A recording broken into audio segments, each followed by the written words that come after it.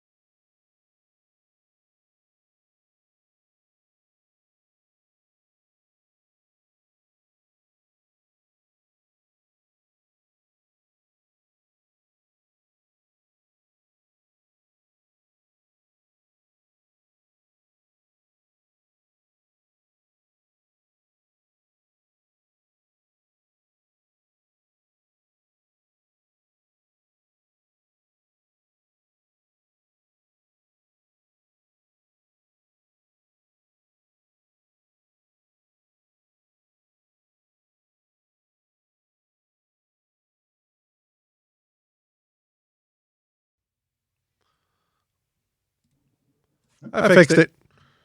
Look at that. All right, this is Star Trek Europa. Once again, let's do a quick introduction. I'm your host, as always, Dr. RPG Jeff Harvey. Evelyn, go ahead and introduce yourself since you're at the top of the list. Evelyn Corbin. I'm playing the Chief Medical Officer, Dr. Onayat. John, I think you're next on the list. Okay. John McKnight. I play the Science Officer and Second Officer, Casriana, or Cas. Jack, you're next on the top down. Yes, hello, I'm Jack, or like near levels on various places. I will be playing Commander Irani Ambrose, and I also do all kinds of other stuff. Namely, I do D&D on Saturdays over at twitch.tv/The People's Ascension. And actually, I have one new exciting announcement to hog the spotlight a little bit longer. Sure. I got this. Oh, nice. Ooh. So I'm thinking Thursday, I'm going to be doing some streaming. I'm thinking Thursday at 7:00. I'm going to stream me, probably doing just the first part of putting this model together and just talking about Star Trek and probably this game and ideas for my game and just Star Trek stuff in general. So if you want to watch that, hop on over to the People's Ascension Twitch channel and watch me play with the Star Trek toy. Awesome. Cool. There are links in the YouTube doobly-doo, as well as the show notes for on if you catch us on audio only. So you'll be able to find them that way. And last but not least, Brian. My name is Brian. I am playing Captain Jorad Hage, and I don't have anything going on. So, all right. Today's episode is brought to you by Dirty Blonde. All right. I needed to relieve myself today, and not. Well, anyway, we're getting off topic. Where did we last leave off with the Star Trek Europa and all the things that were going down last time? Who's got a recap? I did not do one of those this week, but Pull up my game notes. Right. They're not as orderly as EVs usually are. Orderly is a very kind and inaccurate description, but I appreciate it. So we docked at Narenda and got our laundry list of tasks that we half can a take dozen on. missions to Right. look into. Right. Of which we opted to check out the planet that was sending odd subspace signals. Woof, I can't talk either. First. The Availain system. Yes. Supposedly pre-warp, but subspace signals make that a little iffy. What did that say? Around 21st century technology? Yeah, that's what I have. They sent an Oberth class ship, but it had been rerouted to assist with a medical emergency. And the captain decided we didn't have enough tasks to choose from, so he volunteered us for that too. Also pirates. Also pirates. Had a spat with it. He less volunteered us for pirates and more kind of like bullied the Klingon into taking care of his own business. Yeah. I don't know. We'll see when that gets brought up, because Ambrose could go for some of that blood wine. Right. 2 barrels of it. Cass and Eva were working on Eva's odd problem-solving issues. Can't forget how that Eva is being self-conscious at the moment. Yes, Eva is very concerned about her own performance and having some problems with that. Always something you want out of a ship in Right. unknown space. Ship develops performance anxiety. Great. The commander had a meeting with Kostra and Cass about protocols with the ship, making sure that's that a nice way to say that. I would say AI paranoia.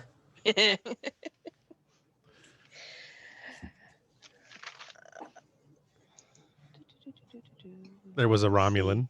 There was a Romulan, yes. All she wanted was an innocent tour of the ship. She just wanted to see how it worked. Sure. Nothing at all nefarious, because Romulans are definitely not known for subterfuge. Sub-Commander Toshara Ray? Toshari. Toshari Ray? That sounds correct. I I don't think I ever got the last name. No, yeah. just Definitely have Toshari, though. Okay. It's Toshari. Toshari. Yeah. Okay. Toshari. Okay. I'm sure there's a bunch of apostrophes in there. I just didn't know where to put them. There are a bunch of apostrophes in there, yes. Let's see what else. Oh, Cass was approached by Dr. Talafer Mm-hmm. about her suspicions that there are a bunch of Iconian artifacts that have come back that are related to the disappearances, I think. No, It's the spatial the anomaly. anomalies. Yeah. Yep. She thinks that something is tying this region together that is unseen. And we learned about an obelisk. She's not saying it's aliens, but it might be Right, aliens. Might be aliens. Yeah.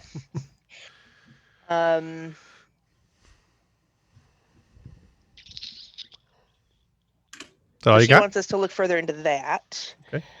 I think that is largely all I got. I think we left off with the mission briefing and deciding. Oh no, we left off with the tour. Right. With the Romulan tour. And Toshari saying that she thinks they both got what we came for. Right. After a couple psychic fumbles. Right. Yes. Because we got some bad psychics on the ship. We just end every session with the worst possible roll because it's tradition now. It's tradition. So. Mm-hmm. We're gonna add some psychic drills to your security drills there, buddy. Yeah, really. Does anybody have a scene they want to start this session out with before we get into the credits and whatnot? Okay. I do not think so. In that case, I will start with anyone who wants to be in the library with Colonel Computer. Where did my library go here? O'Connor will be in the library. Cool. I think after the talk with Cass and Kostra that it's about time Ambrose meet the computer. Ooh. So I'll be there as well. Excellent.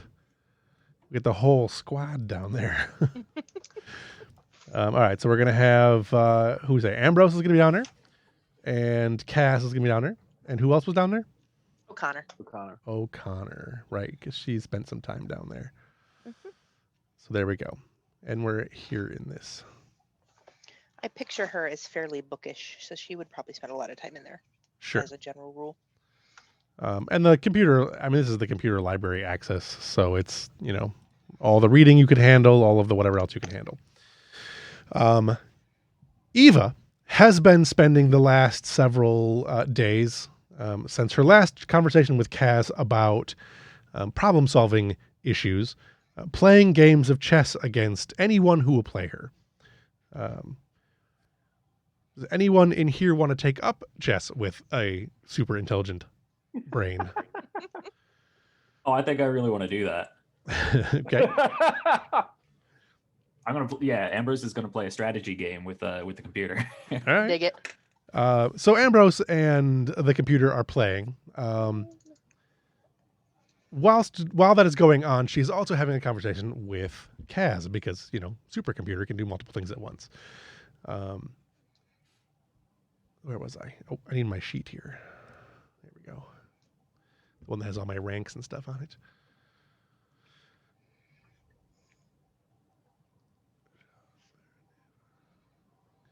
Lieutenant Shabaraneva. Commander Ambrose's tactics with this game of chess are quite interesting. He is, I assume, more aggressive than most. Yes, he is. Certainly most of us on this ship, I would think, yeah. Can I actually comment on that? Yeah. Because I'm actually thinking that I'm employing a very unusual chess approach that switches periodically between intense offense and then driving back to a sort of escape and avoidance strategy. Gotcha. Really, I'm just messing with the computer. Right. Right. I find the tactics to be perplexing. That might be the point. We're all interested in seeing how well you're functioning and what you're capable of. So he's probably just taking his approach to what you and I have been doing and giving your systems a good working through. I see. Perhaps I should dedicate more resources to this endeavor. Might be interesting to see what happens. How's the game going? At the moment, we are progressing. I believe I should have victory in 18 moves. He's holding his own against you. Interesting. To be fair, I am calculating over 6 million different processes aboard ship. Yes. Yeah, I will give you that. You've got a lot going on. So pretty good performance for a humanoid. I will grant him that he is somewhat skilled. She makes a move, and she's taking a fairly standard, early chess player, early chess savant type moves. You're basically playing Big Blue 10 years ago. I have been running several diagnostics in attempts to discover the functional errors with my problem-solving abilities. I have still been unable to find any new evidence that this is anything but a random occurrence. Well, keep at it. I suspect that anything that's going on, you probably wouldn't be able to detect from inside. I'm hoping that an outside perspective is from the rest of us, including the first officer, might give some insights, but I don't know that you could find your own blind spots. Have you brought my performance issues up with the command staff yet? I have, and I've mentioned that so far they don't seem to be interfering with operations, but that you are concerned that you and I are working together constantly to try and find out what we can. Excellent. As long as I have not lost the confidence of the command crew. Oh, definitely not. We haven't seen anything that interferes with functioning. So at this point, it's still a curiosity. If I were you, I wouldn't. I would be interested to investigate, but there really aren't grounds for real concern at this point, I don't think. I see.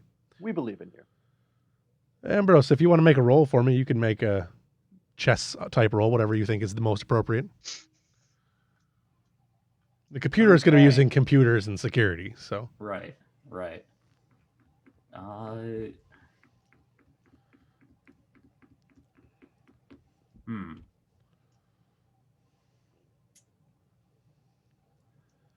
I would think Control or insight, right? I would Or think like reason. absolutely those three would work. Daring would also work if you're trying to be particularly bold.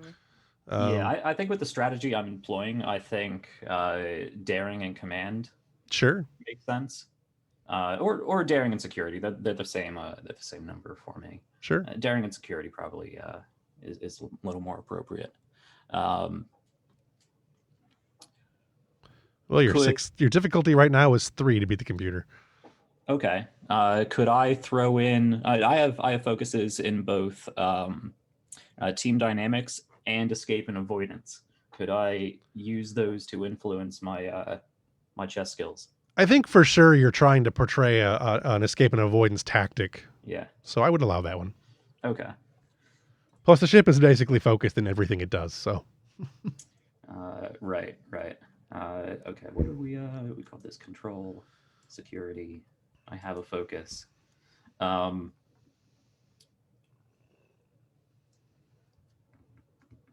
I'm not.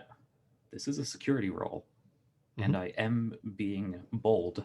I'm going to buy another dice with bold because I always buy another dice with bold. Sure. Because I am a threat generator. So let's see how this goes. Oh, Look at that. and we were a double threat generator. Yeah. I'm not going to do really much good with at that those complication. 20s. I'm not going to do a lot with that complication, but you find that after a few minutes of playing the computer, you make a tactical error. You almost are pretty sure that the computer just walked you into a tactical error. That's your complication, and you definitely are beaten. You see it coming fairly quickly. Do you yield, Commander Ambrose? No, I play until it takes the king. Yeah. Okay. Excellent. It seems that my programming is not deficient. I am curious, though, Commander. Why would you play until the end when there is clearly no chance of victory? Well, computer, that's the difference between being in command of a situation and simply playing a situation through. If all these pieces were people, I'm not just going to lay them down and tell them all to wait for their deaths. I see. So it is wiser to sacrifice the pieces knowing there is no victory. There's no victory and there's no escape. We might as well take as many of them out as we can. Connor looks a little horrified at Yeah, that statement. yeah. She looks up from her tablet she's raising. She's like, Yeah, you just told a ship that has all of you living inside of it that it's okay to sacrifice everybody. Cass was definitely taken aback of that too. Yeah. One defeat can open the way for future victories. I believe I understand, Commander. I look forward to playing you again in the future.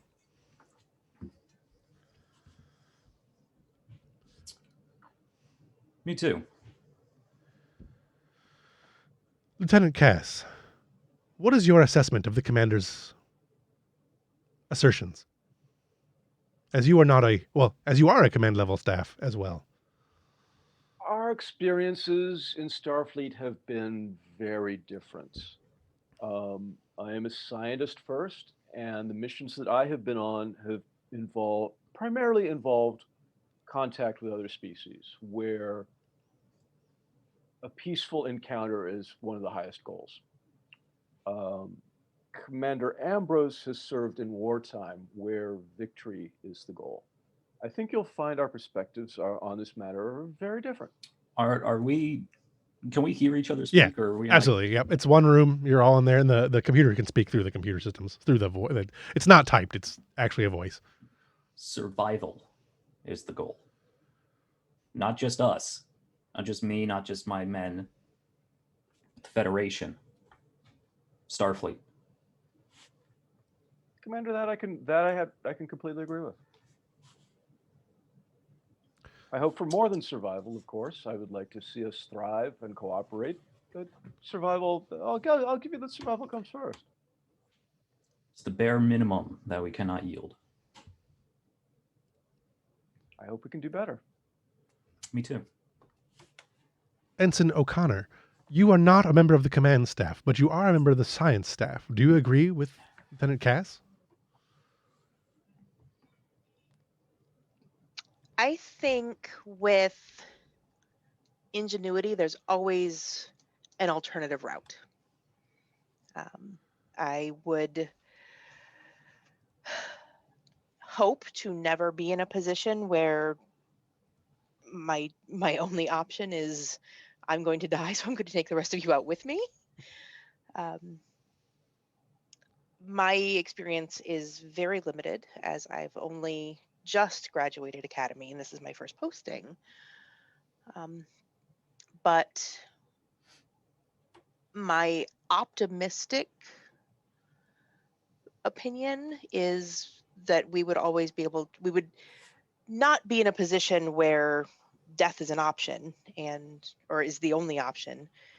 And if it seems that we find ourselves in that position, that we can put our heads together to find a way to negotiate our way out, or somehow through wit and, if you have to, subterfuge, escape.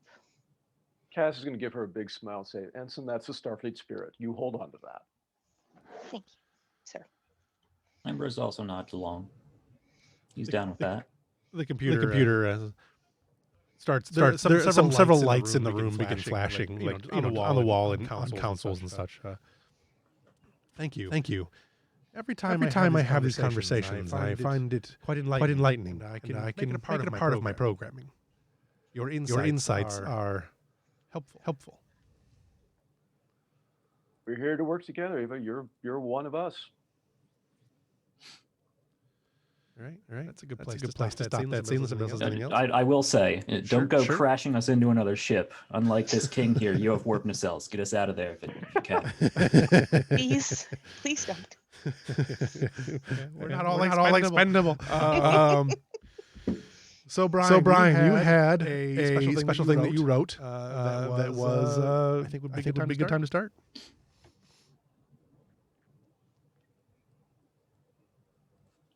You muted. Oh yes, you are muted, sir. Ah, snap. There you go. Okay. There you go. Space, the final frontier. It's through our exploration that we learn more about the universe, each other, and ourselves. These are the voyagers of the starship Europa. Its mission to explore new life and new civilizations, wherever we may find them.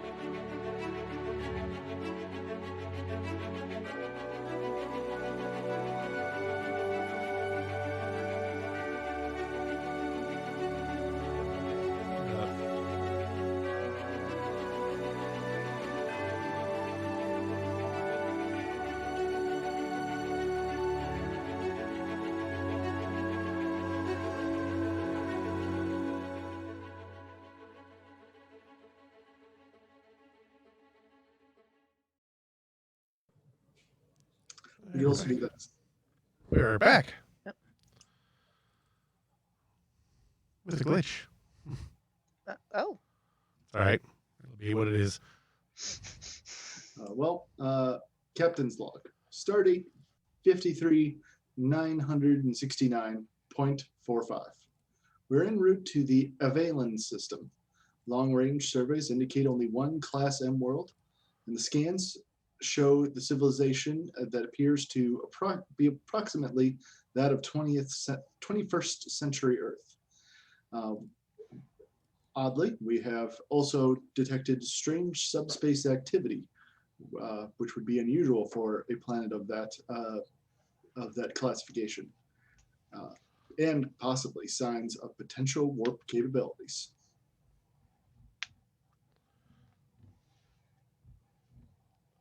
Excellent. Appears that camera is just totally frozen on me.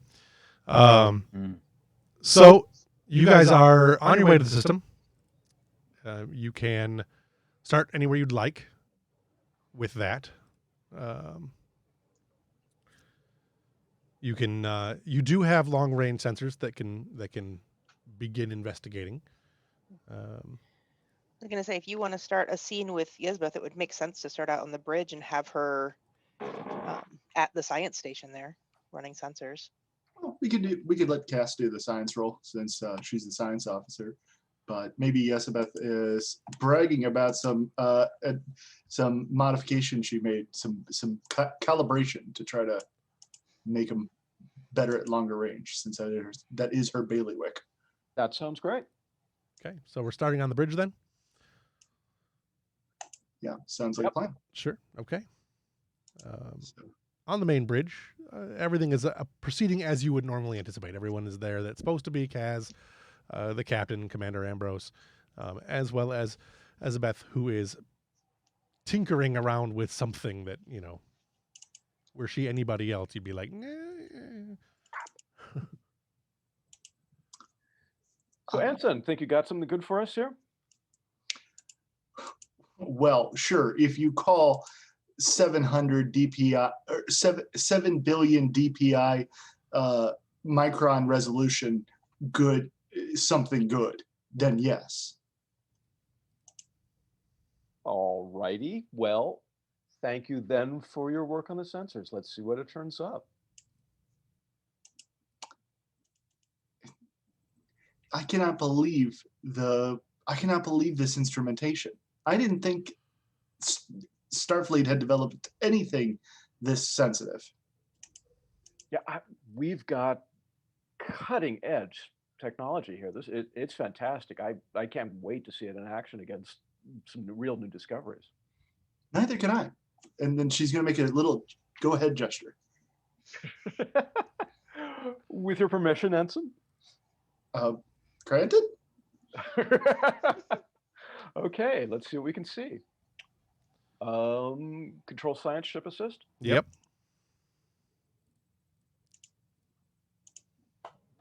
Can I assist with an engineering role as well? Sure. Okay, 2d20s. I have a focus in probably nothing useful unless you want to give me computer systems on this, which I don't know that I would. No, I don't think so, no. Yeah, okay, so we're rolling 2. I exploded, so 2 successes. Okay. Ship got 1. And another 2. So that is 4 successes? 5. Oh, you got 2, right? So that's 5 successes, correct. All right. From this distance, what you are gaining information-wise is that there is one M-class planet. There are 2 large gas giants.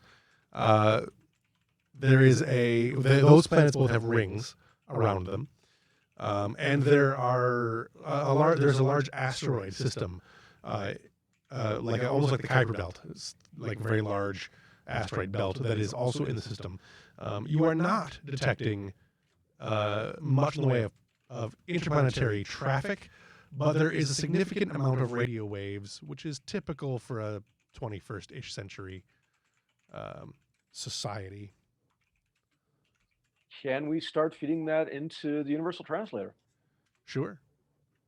Cass has a focus in Universal Translators. Excellent. You also have, which we can hold on to for the moment, for 5 momentum. You can ask additional questions, or we can bank them. I have a question. Uh-huh. Check for artificial satellites, any orbital stations or extraplanetary bases. Yeah. Yeah, there are, in fact, a number. The ship is confused a little bit, but when you first start seeing this, there are a number of them, but that number is decreasing the longer it is taking you to get there. Any sign of explosions or weapons fire or anything like that? No. How odd. Are there any gravitational anomalies or solar flares or radiation hinkinesses? Not that you're able to detect from this range. Okay. You are picking up one additional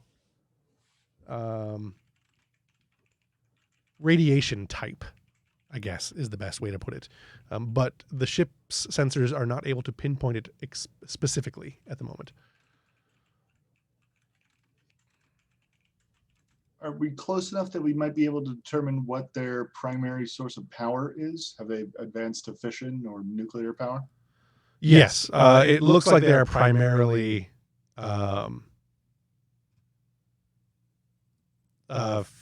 fission with some early fusion systems. Okay. Any progress on the universal translators, or should I do an extra roll for that? No, you don't need to make a roll. It's definitely working. Okay.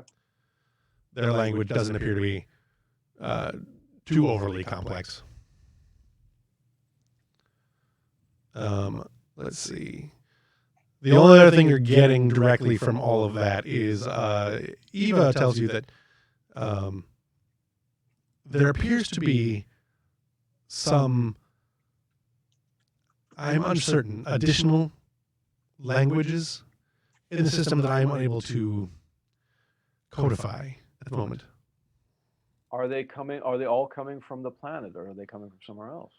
These appear to be coming from orbit.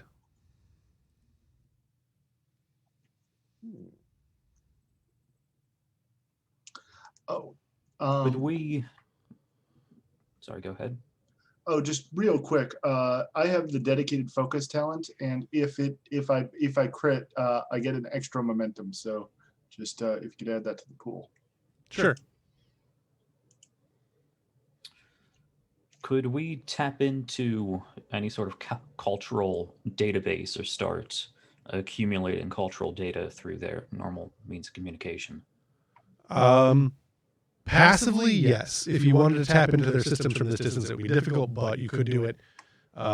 There's no guarantee that their systems wouldn't be able to detect some kind of intrusion. I mean, the 21st century technology, you're light years beyond them, but that doesn't mean that they wouldn't have some idea that their computers are being hacked. I mean, it took Sony forever, but it wouldn't mean it would take them forever. Cass has computer expertise and a focus in computer systems. Could she improve those odds? Sure. Okay. I get to roll another die for the expertise. I've got a focus. Anybody mind if I buy a die? No. Go for it. I am going to spend one of my threats to increase the complication range. All right. So the complication range is now 2.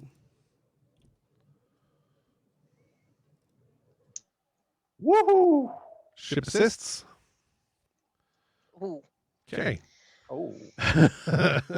Well, Eva! randomly. Those anomalies she was talking about. Random anomalies, yeah. All right. But you have 5 successes, which leaves you with difficulty is only 1, so you have 4 momentum. I think you can buy off that. No, I don't know if we can or not. I'll take it back as this, though. I'll take it back as a... I believe you can buy off complications. Yeah. Can you? I'll play that way. Yeah, I'll play that way. I am going to otherwise use the complication to note that there's probably somewhere along the system that they're going to have detected. Someone somewhere will probably have detected a connection. Maybe not be able to track where it is, because that would be very difficult for them to do. But certainly they'd be aware that there might have been some kind of breach in their systems. Okay. What do we get? 1 second. What you're getting mostly from from immediate communications. First of all, Eva is downloading all of their data as far as cultural whatnot goes. They're a multi-government world. Seems to be some level of turmoil that is pretty standard, really. And beyond that, what you're getting is current events news, and it appears that there are something that has reached orbit is causing massive outages of satellites. They've lost communication with their main intergovernmental space agency station, and the radiation levels on the planet are rising at an alarming rate. And that with these conditions, they're clearly not trying to make anyone panic, but under these conditions, they are telling people that to remain at home and be leery, as there's a high probability of death coming their way. We haven't detected anything unusual, unnatural, or from out of this system so far. You are unable to detect anything from this range other than the radiation that is in the system that Eva has pointed out and that your systems are seeing, as well as whatever the weird language that Eva is unable to identify is. Do our ratings contradict what they're saying, or do we just not have a clear enough reading? They do not contradict it in any way. You're just, whatever is causing it, the ship is not able to see at the moment. Gotcha. Okay. Between our last two roles there, the scan and the communications, could we determine, or this might be another role, could we determine what their maximum sensor range is, assuming they have telescopes and something approaching more sophisticated sensors, how far back we would have to remain and not be seen? To be completely unobservable, it would be a pretty good ways, but space is really big, so it would be hard for them to necessarily know you're there. The Europa is not a very big ship by comparison to the amount of space they'd have to search. How close in is that asteroid belt? It's about the distance from Earth to the Kuiper Belt. You could certainly, a few million kilometers. So that wouldn't necessarily help us much on our sensor range then. It would certainly improve your sensor range. It's a lot closer than you are right now. Yeah. Okay. And if we coast into the system on minimal power, they'd have to basically spot us with a telescope. That'd be difficult to do. Once we hide behind an asteroid, especially if there's any sort of strange metallic signatures or radiation, it could easily mask some of our sensor readings. Right. Good idea. Good plan. Captain, sound good? Absolutely. All Make it happen. right. So you're gonna come out of warp into or near the asteroid belt. I was thinking we come out of warp, out of system, do a quick burst, turn everything off, and just coast in silently. I gotcha. All right. Well, that's gonna be kind of a difficult thing to do because It's a good thing we have a good pilot. Paul Texas Knuckles and is ready to go. Throwing darts in space, you know.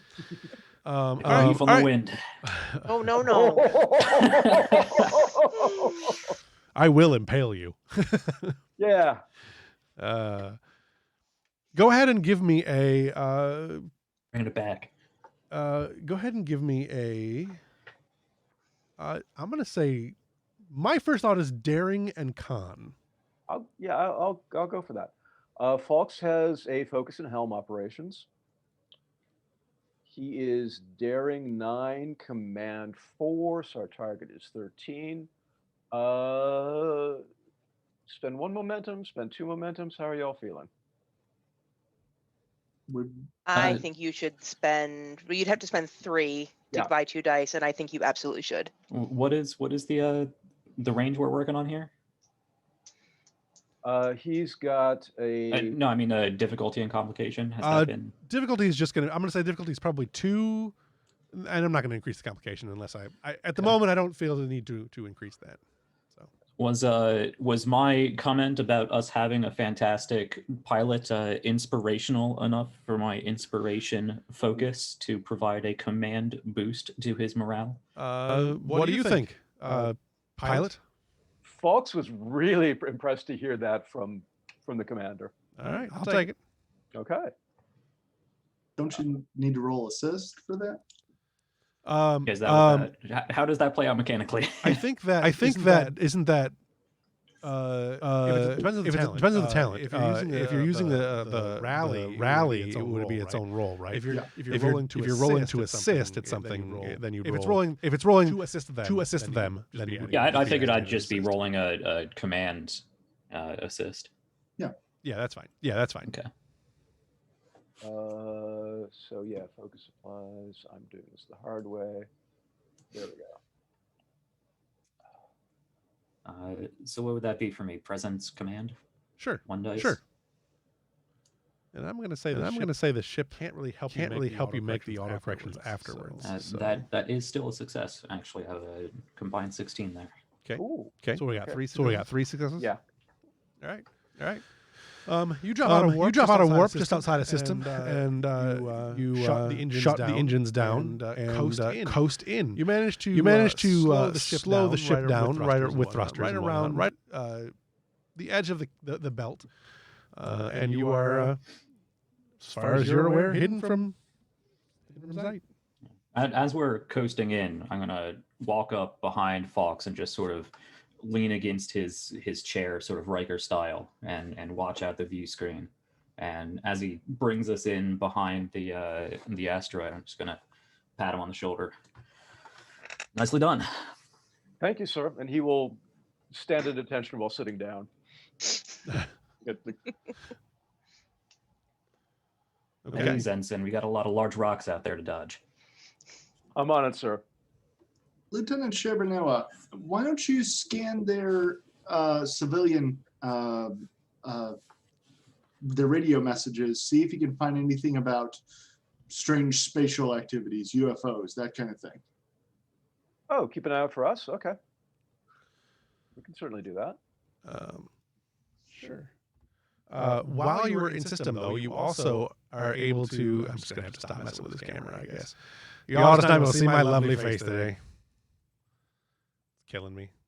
All right. You can also give me a new sensor scan since you were in the system. Did you say you spent a momentum on that one or no? On the piloting roll? Yes. Yeah, 1. Gotcha. 2. You only rolled 3 dice. Yeah. Oh, 3 dice? Oh, Mm-hmm. 1. 1. That's good enough. Good enough. All right. Counting the 4 thing very hard. So you are definitely seeing signs. You're getting a lot of readings of signs of some kind of extraterrestrial creatures in orbit. There appear to be 3 of them. Your sensors, now that you're closer, are definitely detecting 3 large creature anomaly things in the system. You get to see these. There are 3 of them in orbit currently around the planet. Space whales. Interesting. Literally space whales. Those are from Lost in Space, but I liked them, so I took them. Nothing wrong with that. Can I assist on this with my sensor tuning again? Sure. I see. I assist on this roll. I'm doing another sensor roll, then I take it. In no focus, 2 dice, control science again. And the ship can assist on this one. So sensors and science.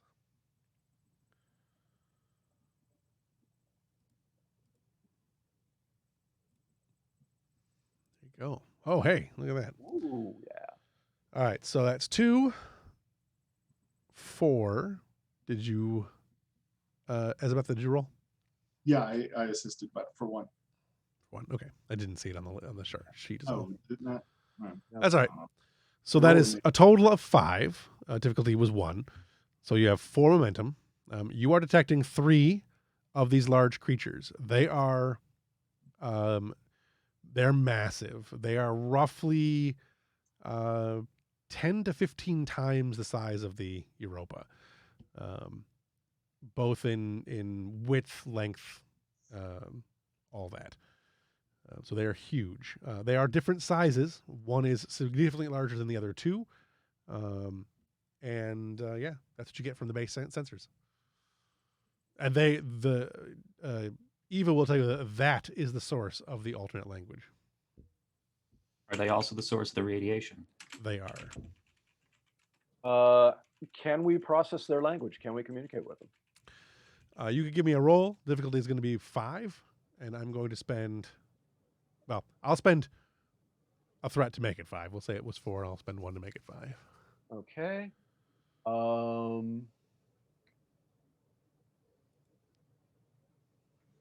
Can I invoke diffuse the tension? In what way? Trying a general we come in peace hail. Well, let's not. We haven't discussed if we're actually going to talk to them yet. Right. Okay, so we're deciphering the language. Okay. I'll say no. Yeah, yeah, okay. Focus on universal translators again? Sure. Okay. We got 3 unspent floating momentum, so you can just take all 3 of those if you want. We're not using it for anything else. Sounds good. Okay, so that'll be 5.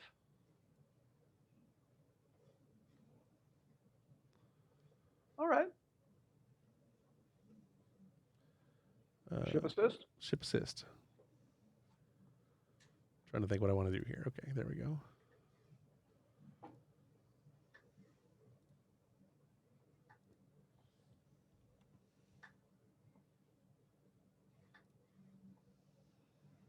Oh. Ah, What was the Come on, roll the computer. ship made earlier? When? Oh, it was a Like- science. It was a science roll. Okay. They had that 2 successes up there. That was a science roll Yeah. for detective sensors. Got you. All right. Well, Eva's having a day. It's- I have cautious You science. So I threatened can to impale re-roll her. one of those d20s, Okay. Nice.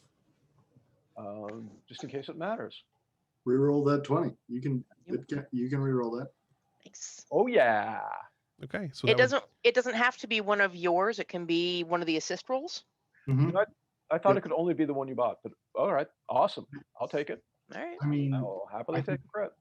I can double check what it was. It's cautious. Cautious. Cautious science. we will operate under the fact that you appear to have succeeded in deciphering at least portions of their language, or at least deciphering that it is more than just a language. They are definitely speaking to each other. You can. Eva is definitely able to get a basic understanding, although it is a distinctly alien language. They clearly do not think in the same context of speech patterns that we do.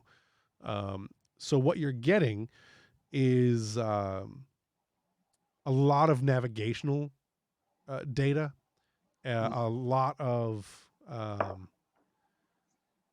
almost like instinctual level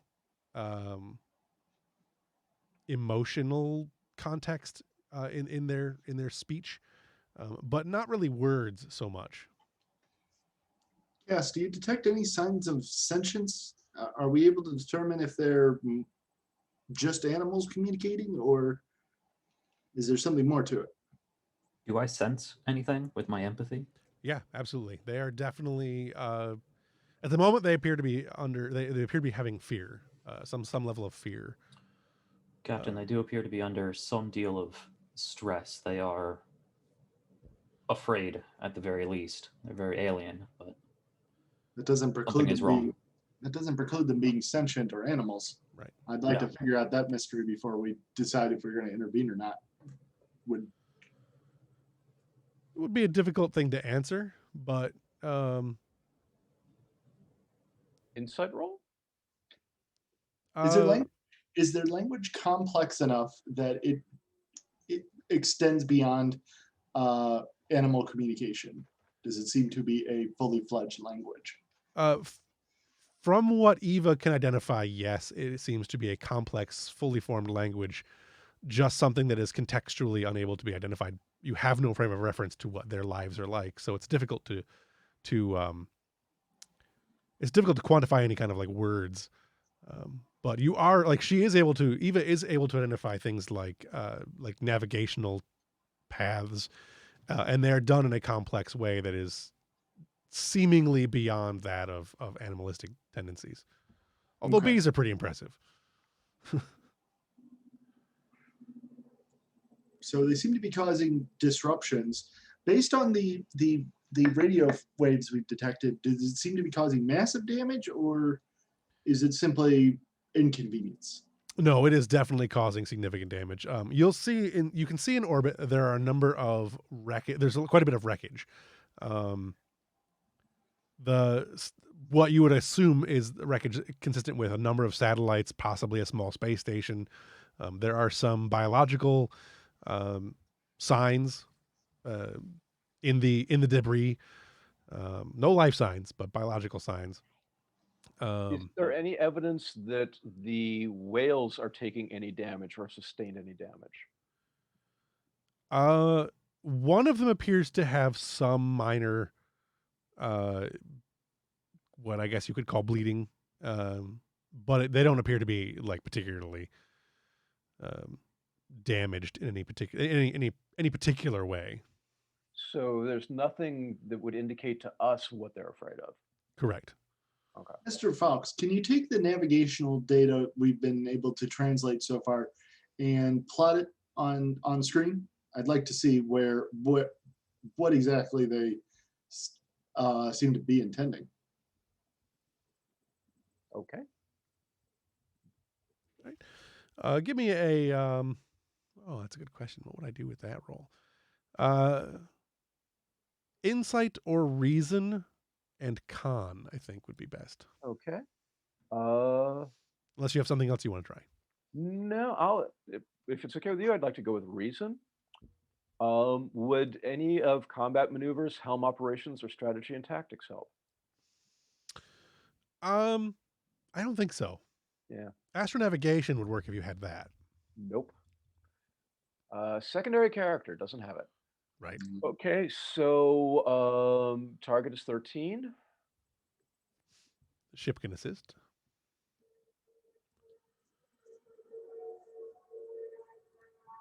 One success. And Eva gets... No, jeez. Okay. Ambrose took up all her computing power, apparently. One success. That is enough. What you see is that they appear to have come from one of the large Jovian planets, the big gas giants.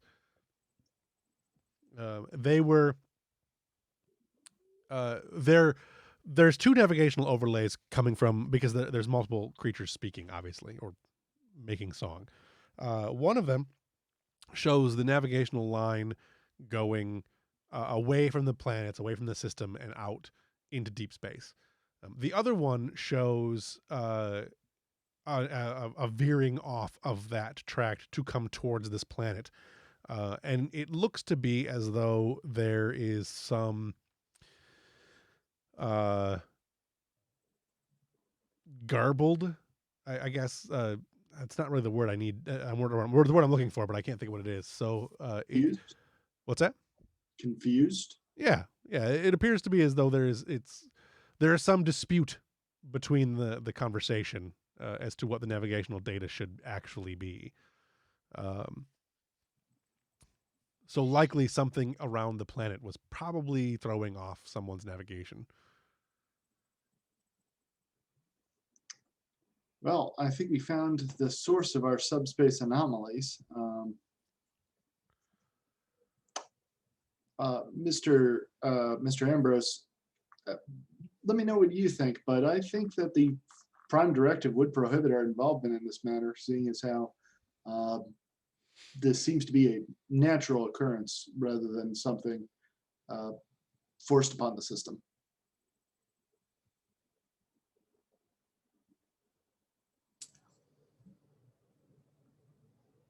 Unfortunately, I think I would have to agree. Captain, if As I may, reluctant I am as I the am to do so. creatures are spacefaring and sentient. Talking to them or trying to establish communications with them might not be a violation of the Prime Directive.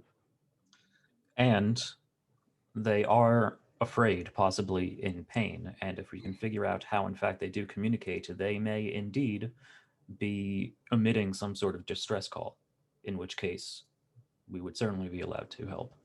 Well, we are entering one of those famed Prime Directive gray areas, but my own interpretation is that because these creatures are native to this system, or at least seem to be, they would still be covered under the Prime Directive. That their capabilities are natural rather than technological. Involvement with them would be tantamount to involvement with the planet below.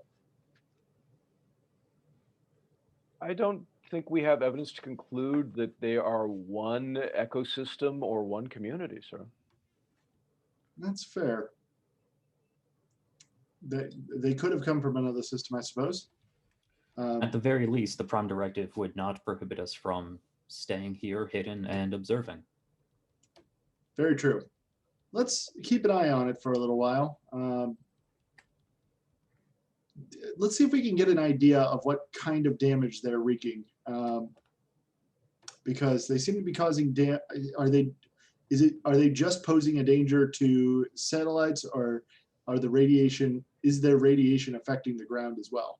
The radiation is definitely affecting the ground. They are raising the radiation levels in the ionosphere tremendously. It's you would have to probably get a closer inspection, but based on what the people on the planet are saying, it will become likely to be a lethal dosage of radiation within 24 to 48 hours.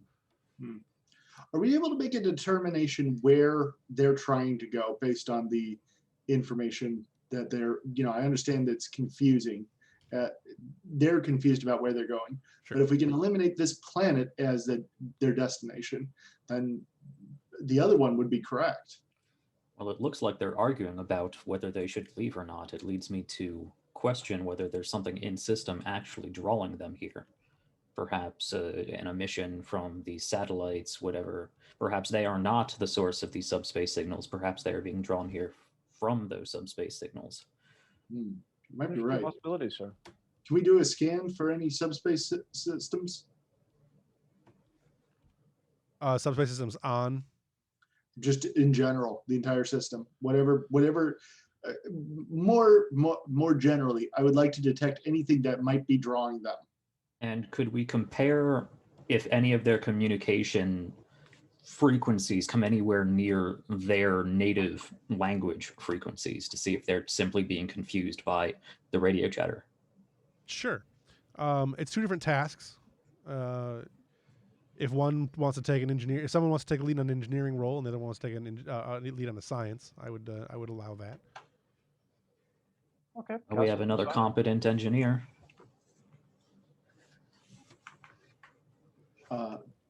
Yesbeth will look around for a moment for the confident engineer and then realize you're talking about her and be like, oh, if you're sure, and then she'll give it a shot.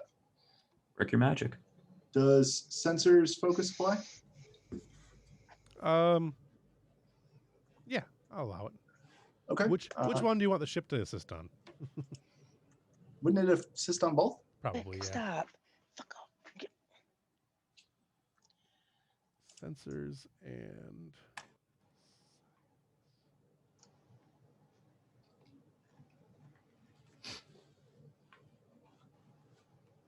so that's your sensors and science role to assist whoever the sciencer is. Okay. Control science. What are we rolling for on this one? You're rolling to look at that. The science guys were rolling to determine if there was any subspace activity in the region, correct? Right. Yeah, to try and determine what was drawing them. Right. Yeah. And then the engineering was to determine. I forgot what that one was determining. To determine if the radio waves were Right. being confused with their language. Gotcha. Right. Anybody mind if I buy a die? Go for it. Which I can then re-roll. So whoops, didn't want to do that. I'm rolling 3. No focus. And I'll re-roll 1 just for funsies. Okay. Okay. So what you find is the subspace waves are that are residual in the system, which may or may not have attracted them, but the subspace energy that is in the system appears to be roughly the same frequency as the primary radio waves from the planet. The subspace energy in the system Right. is being caused by their communication radio waves. Not necessarily caused by, but on a similar frequency to similar or near similar frequency to. So it's likely not caused by. In fact, the majority of the subspace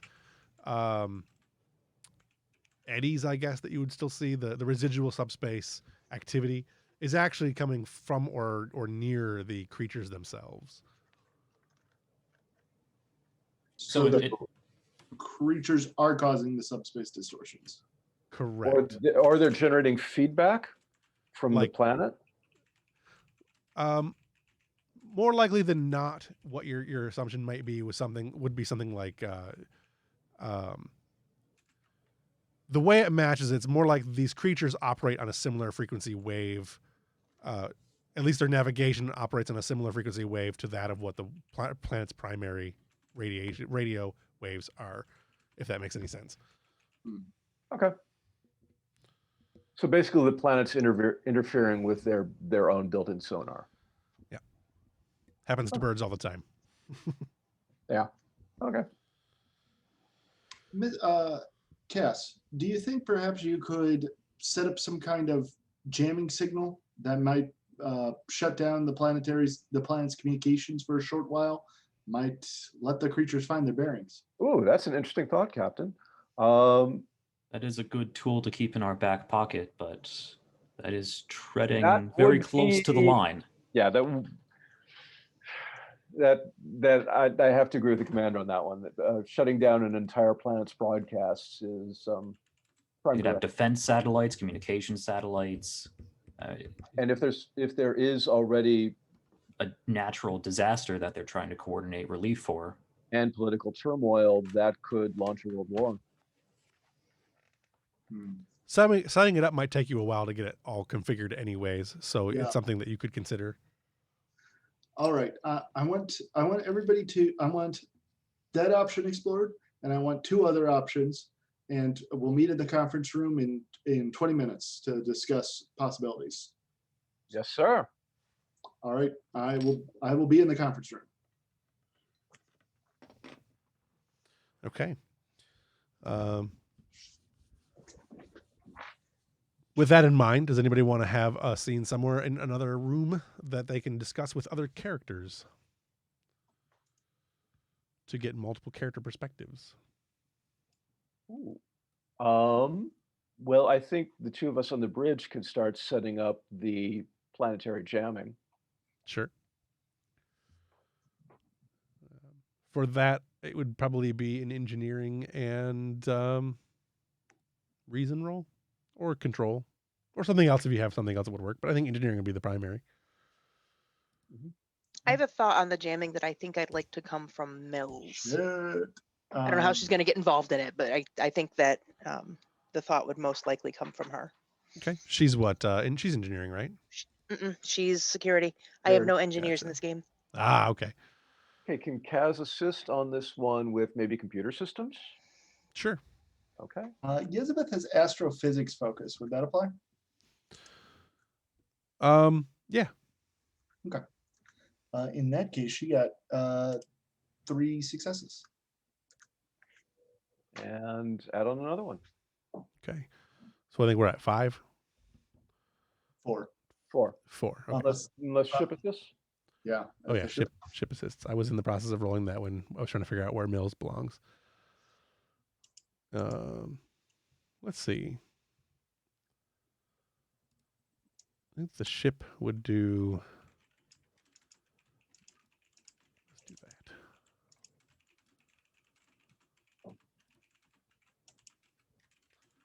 And that's another 1 success. So we're at 5. So with the captain giving the order to come up with ideas, is that a shipwide order? Is that a bridge command order? Is it going to other departments?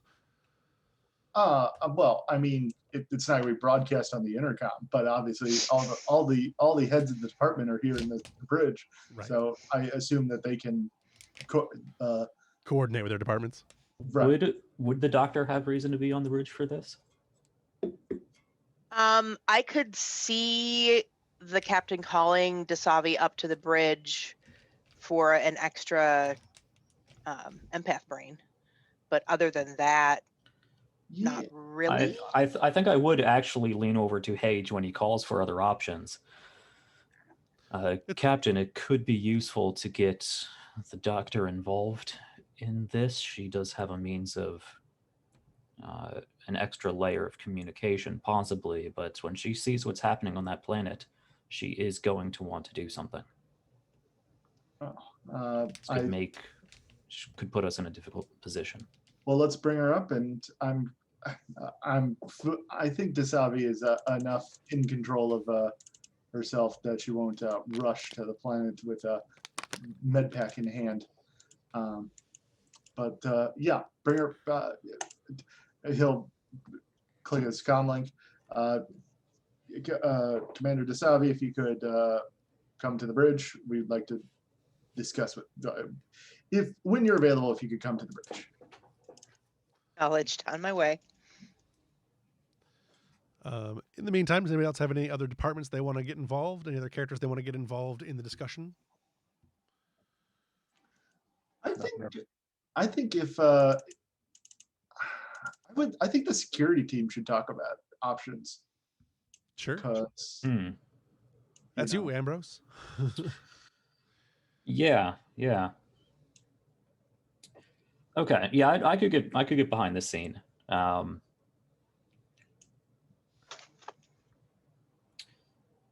Okay. So,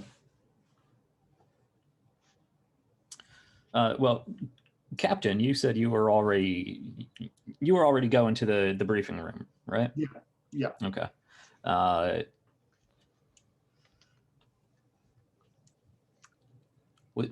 Is that far enough away for me to technically have the bridge? Yes. Okay. Anytime the captain is not on the bridge, the next in command has the bridge. Right. Okay. Well, let's do whatever's best for the scene. So I'm fine with the captain being on the bridge if it. Right. I'm thinking at least for now whether I take actually I probably wouldn't take the conference room, but I would ask to Captain, if you may, I'd like to confer with my security team to get a basic tactical analysis here. Hopefully we won't need it, but I think it's prudent to know what these creatures can do. Absolutely. I'll take the con. Aye, sir. I'll go down to wherever security office there is. Sure. It's on deck 3, I believe. Okay. Koba has like this little ball thing that he's like squeezing back and forth, and it's like increasing in size because he's just bored, and his feet are on one of the table. And then when you enter, he like sets it aside, quickly stands to attention. Koba is lieutenant. Okay. Yeah. Lieutenant, good that you're here. I'll be calling a meeting shortly. All on-duty security officers to the security office. A few minutes goes by, people walk in. This is probably when Mills would show up. Yeah. Mills, Koba. Technically, Mills responds, yes, sir, on my way. Technically, I think also the SSH would apply here. Well, but then that would make Jack RP with himself. Oh, right. That's Jack's character, right? And he is just a quartermaster. Yeah, I mean, he's kind of like emergency security if really need. I mean, he could show up. He won't say anything, but I was thinking for some reason that was one of John's characters. But go ahead. And actually, I think I would like to call our two pilots to this as well, since these are, space-based creatures. All right, sure. Box is all over that. Okay. Oh, I was thinking Silva and Shajin. Mm. I was probably really best to leave thinking Fox at the just helm Shajin, anyway. but it would be not necessarily a good thing to call Shajin and not Silva. you know. All right. Further that rift. That I believe is everybody. Okay. It does put Brian on 2 characters, but all right. Right. It's bound to happen eventually. Okay, so can we just say everybody's filled in on the current situation? Yeah. Koba's going to say, well, what are the chances we just piss these things off? They're already frightened. I'd worry less about pissing them off and more working them into a fear-filled rampage. We don't need a stampede of Giant these things are whales. 10 to 15 times our size. We don't need them careening through the system. No, we need them moving slowly and gently. All the more reason we should be ready if they come at us. I mean, that's my read of the situation anyway. True. We should at least go to yellow alert. I don't know if that would make us too obvious to the planet below, but Once we get involved, at least yellow alert. I would agree. As for now, we're hanging back. I do like the idea of attempting to corral or herd these creatures, but that's something I think we'll leave to our yellow and blue science and engineering.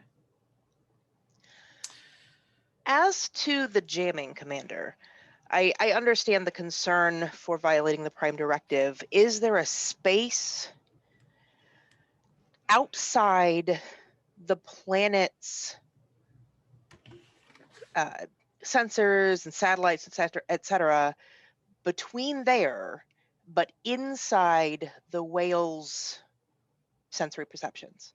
Can we place the jamming there so that we don't interfere with the planet, but the planet's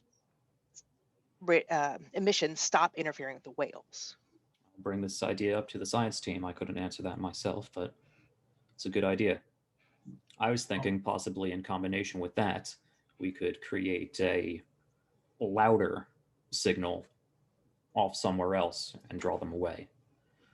That really isn't the scope of this meeting, however. We are here for worst case scenarios. That is our job. If these things do start careening towards the system or get a liking towards our ship, I want to know how to hurt them.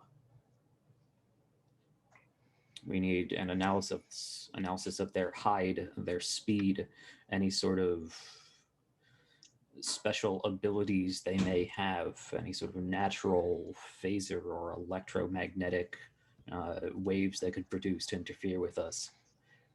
So I will ask that a number of you work with science teams to get a tactical analysis on these creatures. And we will need to formulate defensive maneuvers, identify weak spots. I would like to avoid killing these creatures, but it could be useful to know where they're sensitive. Melania will say, what if we blind them? If we don't want to kill them, they seem easily confused. If we blind them, they won't know where we are. If we blind them, we run the risk of them then blindly thrashing around the system. I think that would just add to their fear. And that's assuming, well, I would imagine they're already dealing with some layer of that. I'm sure out in space, they don't rely on optics. They probably rely on these subspace signals as some sort of old form of radar or sonar, in which case they're already being messed with. Right. Well, we could send an overload of signals to hopefully confuse them or confuse them more.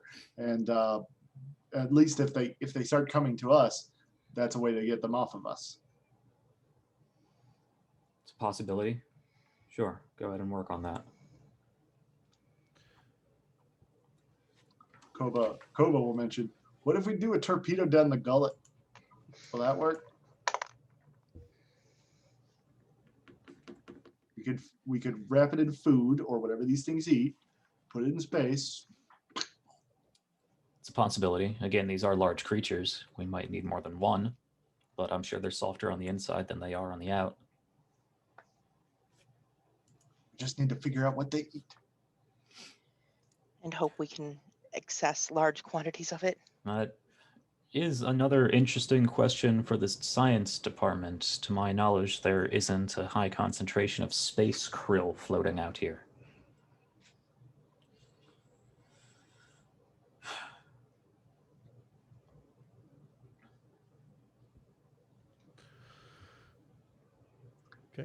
Okay, well, as for now, I believe we have our assignments. Silva, you're taking, looking into this confusion, blindness situation. Koba, go ahead and assess how much ordnance would be required to deal enough damage to deter or stop creatures of this size You got it, Chief. from the inside. Shajin, I want you to work with Astro Navigations to see if you can get an idea of how these creatures move and how we can help corral them and if need be, avoid them. Sir, if I may, I would like to work on whatever defenses might work best for us should they attack. Shield calibrations, things of that nature.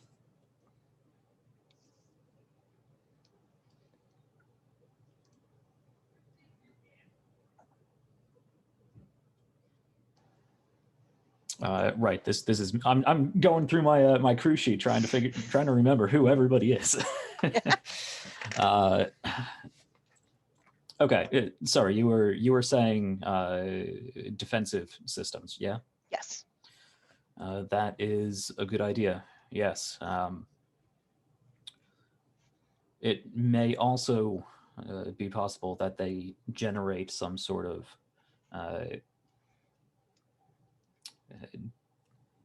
deflector field themselves, seeing as they move through space. There's a lot of debris out here. They may have natural shielding or even natural magnetic phasers, whatever systems they may be able to use. We should look into what that is, and again, yes, ascertain weak spots Yes, sir. across their hide, places where we can deliver a hopefully low intensity phaser beam and just give them a nice kick in the hindquarters to get them moving. And if need be, do more damage. Sounds like a good use of your talents. All right, the captain called for solutions in 20 minutes, so we've eaten up enough of that time here. Get to work. Yes, sir. All Mills will go down to the down to science and find out what the sensors are showing, what intel we've got regarding the creatures themselves. And I'm gonna throw all of those interesting semi-related questions over to Cass. Right. All those science and engineering questions. So do we want to have a scene in the science lab then? Sure. Who else wants to be in that one? We've got Mills because she's going down there to interact. So apparently O'Connor's off doing her own thing. Yep. We got Kaz. Anybody else? Elizabeth is technically science, although I think she's been assigned to the engineering task. Gotcha. Cass would wander along. Okay, she'll definitely come. She'll have like her pad, and she'll be like trying to make calculations as you're talking. This is Elizabeth, you said? Yeah, Elizabeth. Yeah. Mm-hmm. Right, and we are Keep in thinking our... Elizabeth is engineering, but she's science. I have to remember that. Yeah, I had to go double check that too. It's because her uniform. Yeah. Yeah. She's one of those ones that's hard to tell what department she's actually in. Mm-hmm. Here's your biology lab. We'll say we're doing our research down there first. So, have at. You guys want to make a roll for me first? I guess we'll establish a baseline roll, and you guys can ask a bunch of questions based on that. So, I said difficulty is 1. Actually, difficulty is going to be 0 because you guys have already done one of these rolls. So you're now just going back and checking your scans and looking at your stuff and going over additional data that you may not have seen earlier.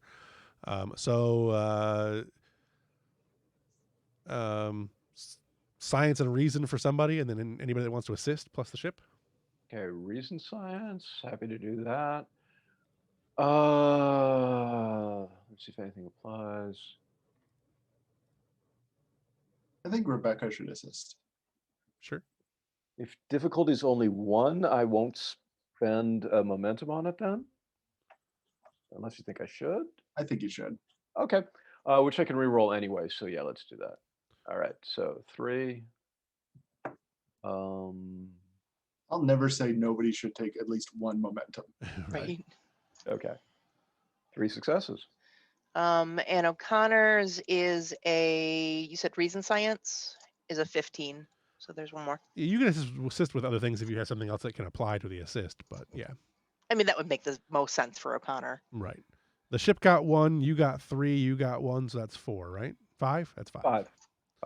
And that I was can a manage. 0? And the roll? difficulty is 0, so you Right. have Okay. 5. So you have 5 questions you can ask. You can speculate between anything beyond that. You also have 4 momentum in the hole that you can use to ask additional questions. So you can ask basically anything you want. Science it up, baby. And Kaz is studious, so we can ask another question. Yep. Did we get enough of the navigational language that we could send them navigational data? Yeah, I'd say you probably could pull that off.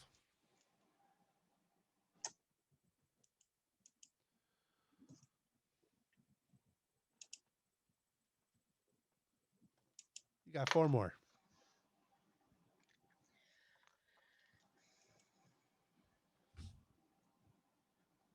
Well, security wanted to know what they eat, which is a sciencey question that Kaz would be curious about anyway. Sure. Even though if she knew why, she would be extremely pissed. Right. From what you can tell, they appear to eat a type of oh, Gaiman, what was it? I actually wrote it down. I can't remember.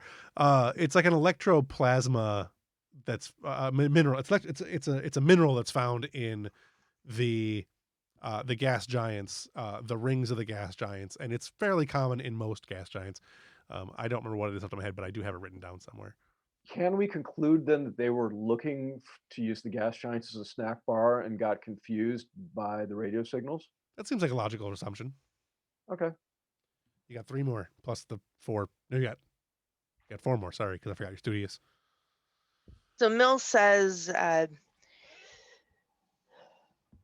what are their natural defenses? So when you do a bioscan of them, you find, first of all, there are 4, not 3. Secondly, you find that they are they're well armored, and they have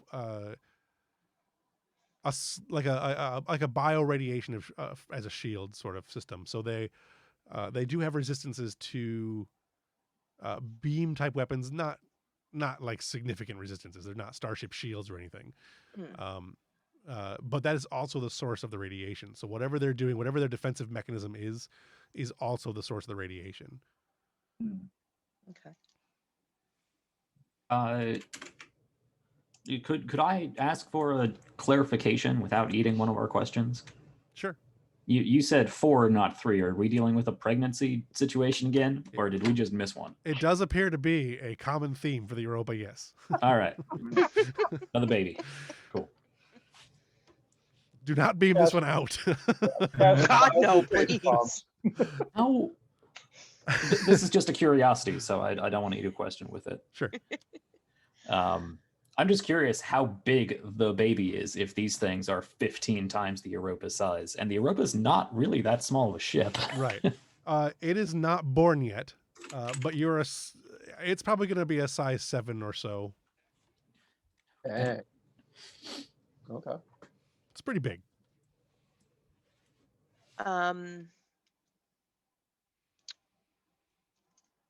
What are their weak points? As best you can tell, you're likely to use something around their sensory organs, somewhere where the eyes would be on a normal whale. That's probably your best bet. Or they do sort of have mouths, mostly. Much like large blue whales, it's baleen streams kind of thing. Right. Streamers. Although blue whale's mouth actually opens up pretty wide, whereas these guys probably don't. Hmm. They're not going to Uh, swallow you or anything. That's good to know. At least not the 'Cause they Europa. probably could. Yeah. I know I'm not in the scene, but an interesting question could be, since they do have, like you said, bio radiation shielding and armor, if that shielding is being emitted from any particular places, any like glands or organelle or organs or what they may be, that we could target in order to bring those down, or they would likely also be sensitive areas. Yeah. Or if it's just natural, just like coming out on every inch of their skin or whatever. Without getting into a dissection, it might be hard to tell for sure. But yeah, there are some distinctive parts of their bodies that appear to be more intense than others. So it's safe to assume that it's radiating from some kind of glandular thing. I want to say protrusion, but it's really probably not protruding. I just like the word protrusion in this particular case. It's sciencey sounding. So you got one more question. +4 momentum you haven't spent yet. What wavelength do their sensory organs operate on? Like, is it visual? Is it Electromagnetic. okay? Yep. Which is Presumably likely why they were thrown off by whatever was going on here. Yeah. Okay. I think we got a picture. Okay.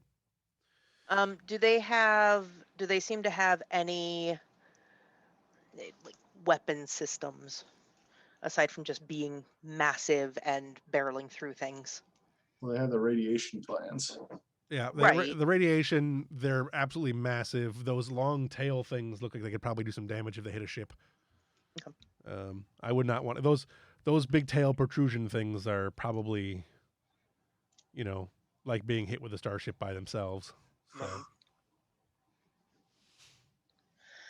But they don't appear to have any like beam weapons. They probably don't have torpedoes. Mm-hmm. Well, I mean, obviously. don't think I want one to spit on me or anything, but I think we have our two ideas, right? Yeah. Sure. So we're gonna head Can back. we? You've used all your can- questions, so you're using actual momentum now, just so you know. Yeah, we're burning into our regular momentum. I thought you said we had 4 momentum that had not been spent yet. Or I get what you're saying. That had not been added. That were added to the list but not spent. Right. You could use them if you want to.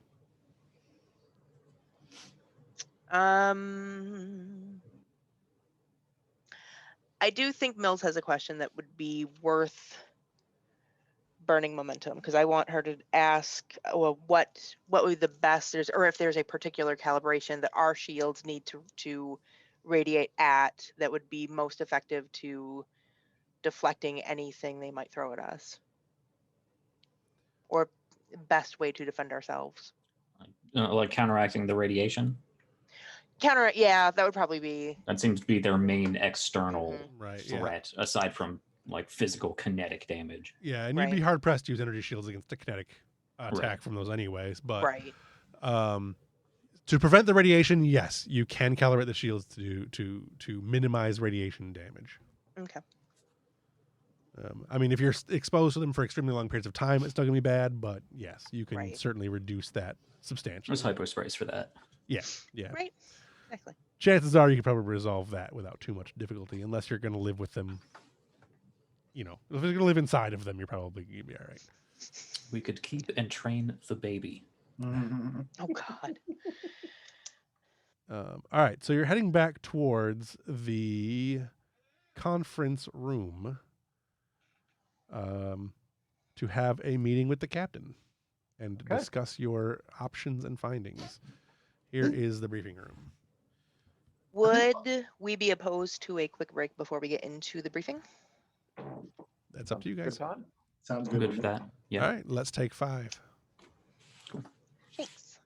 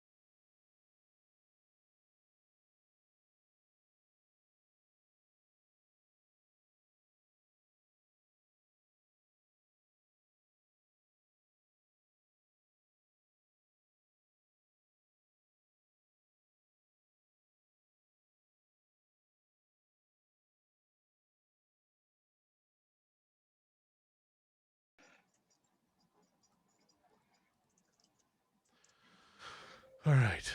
I'll try one more time on this camera thing since we're back, and just be disappointed. No. It's fine. Yep. I tried to reset it when I was Sad panda. while we were out, but it just didn't work. So I don't know where the problem in the chain is, but it's somewhere in the chain. All right. So we have found the space whales around this planet, and everyone has done their science. They have done their tactical analysis, and they are bringing their options to the captain in the ready room. So go ahead and take it away, captain in the ready room.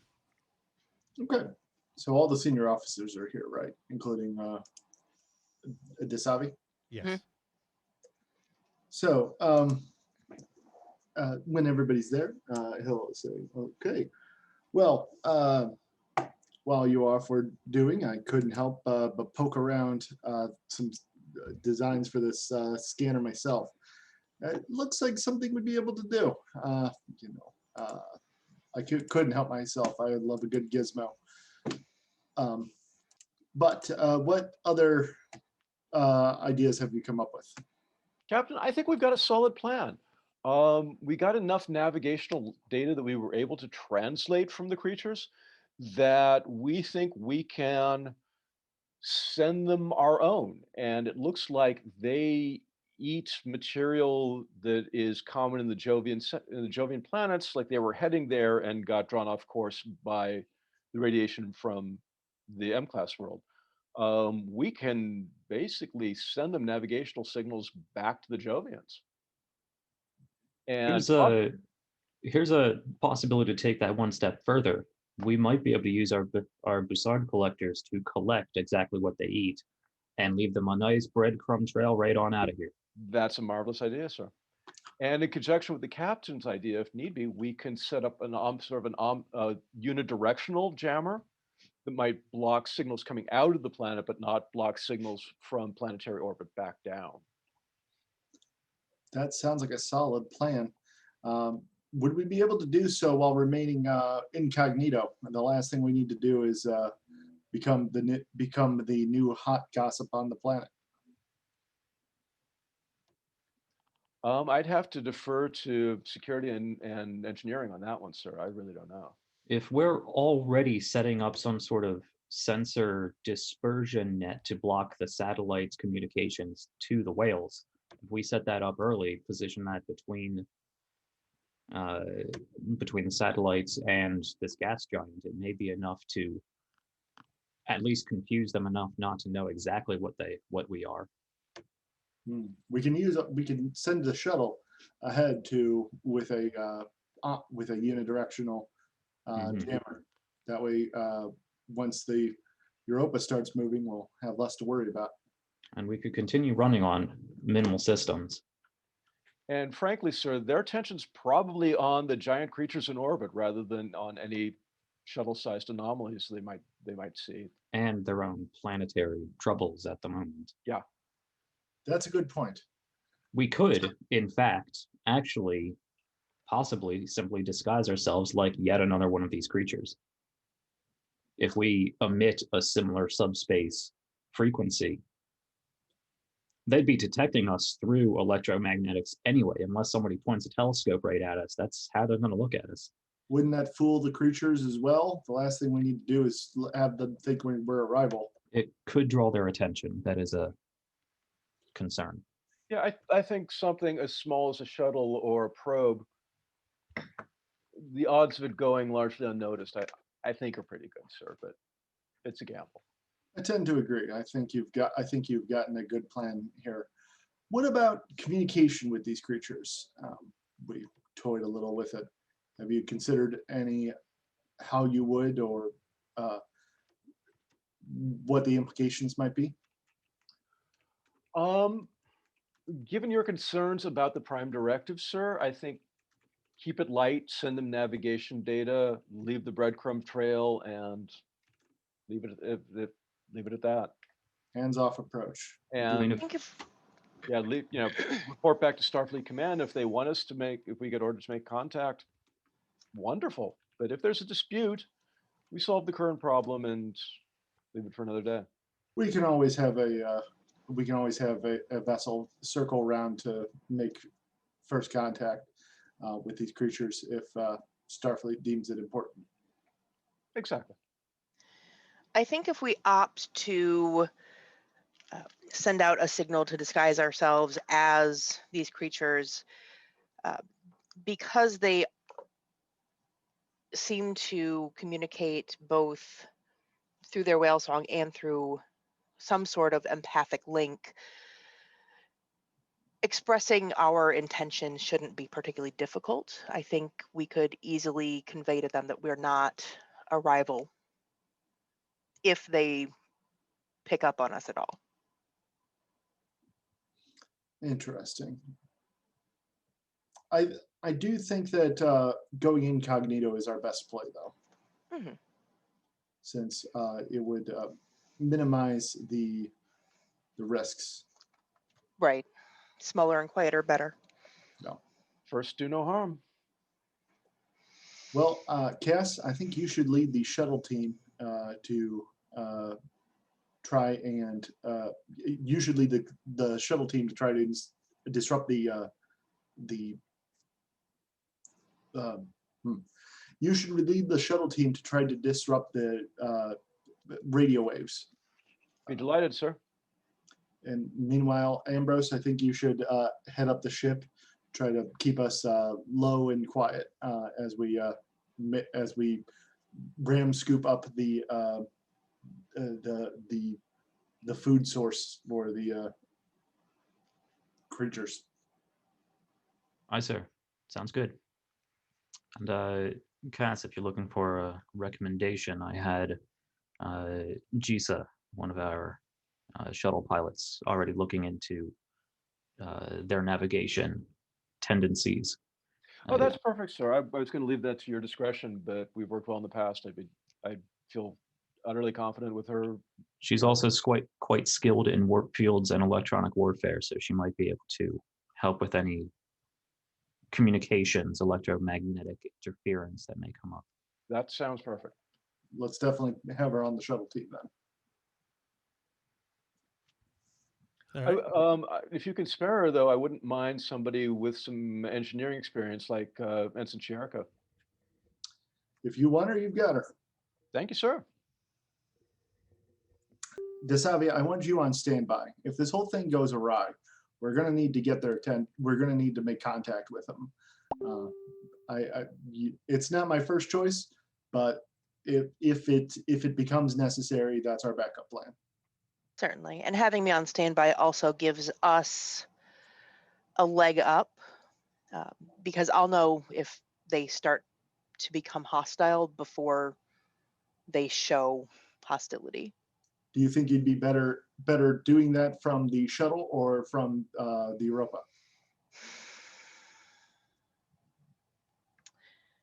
The closer I can get to them, the easier I can sense how they're feeling. Then let's put you on the shuttle. All right. Cass's antennae wilt a little bit, but she keeps a smile on her face. All right. Well, let's be about it. Okay. So you got a group going out in a shuttlecraft to attempt to block the planetary sensors and hopefully cut off the interference that you're getting from the planet, so the whales are not seeing that. That's step one, right? Yeah. All right, let's start with that. And that group was Kaz, Shajin and Yesbeth and the doctor. So I did want the captain to make their role to devise the device while everybody else was huddled. Go ahead. I just really like the idea of him fiddling. It's kind of his deal. So would that be control plus engineering? Sure. Sounds right. Okay.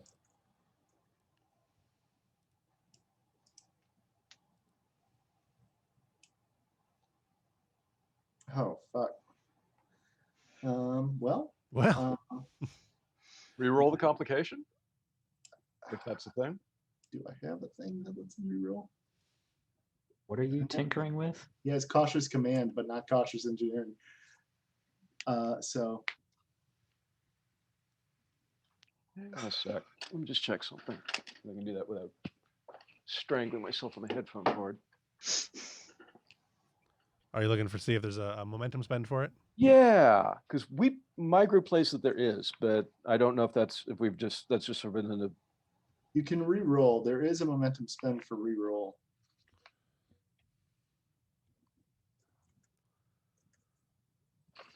Oh no, that's challenge dice.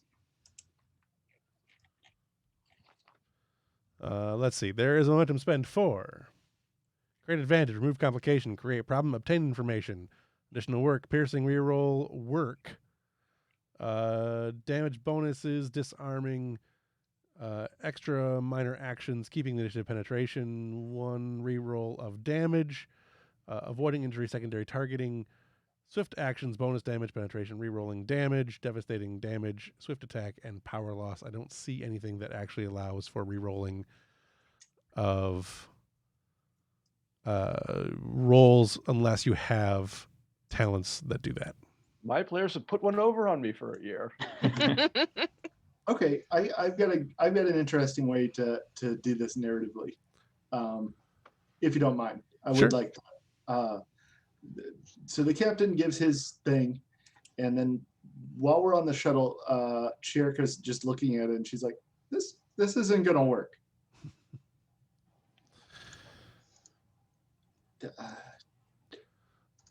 Lieutenant, this schematic isn't good.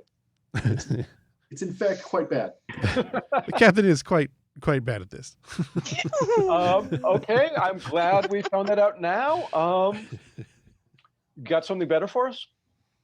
I think I can manage something. If I reverse the radio scope and repolarize this, let me see if I can manage it. And this time I'm going to borrow momentum. Can Kaz assist? Sure. I took that complication as my threat though. We're all about those 20s tonight. That is still 2 successes. So 2 successes and a complication. So Control engineering for Kaz or control science? sure, either one. Okay. Oh, either one. Well, I'll take the science. What is this device supposed to be doing there, Captain? jamming the planetary signals that are disrupting the navigation of the whales. Okay. I have a complication for that then. Yeah. Focusing universal translators? No. No. Computer systems? No. Yeah. Okay, I got it. Actually, this is something that GISA might be able to help with electronic warfare. Oh, yeah, it would have. I believe the roll's already been made though, so we're good Sure. on that. Yeah. That would have been a good one to use. Yes. However, we've He's got busy flying.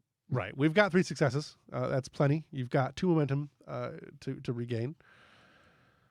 And I get a complication, which I'm going to go ahead and use and not tell you what it is because it's not going to come up this session. Okay. Well, it might come up this session, but so as you are flying through the planetary ionosphere or whatever, the magnetosphere, I guess is really what you're flying through at this point. Go ahead and give me a con and control or daring roll. Your difficulty is going to be 2, and I'm going to spend 1 of these here to increase the complication. The complication will be is if you fail, you will have drawn the attention of the critters. Not fail, but if you know what I mean. I'm sorry. I was writing a note there. What So go ahead and give me a Again? control or daring and con to fly through the ionospheres. And I spent 1 threat to raise the threat range, the complication range by 1. In that, if you roll into that, complication range, you will have gained the attention of the critters. And what's the difficulty? Difficulty is 2, I think I said. Okay, difficulty 2, 19 to 20 complication. Correct. Not super Uh, hard to roll this, but Daring con use or control. or control. I'm going to go control and con. That's a value of 15.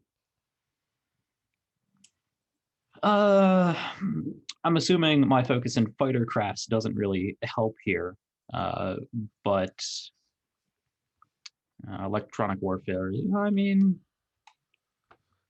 Since you're just flying it, I'm going to say no on the electronic warfare. No. But I might Okay. go with the you said fighter craft. fighter craft. Yeah, knowing Um, specifically how to keep a low profile and.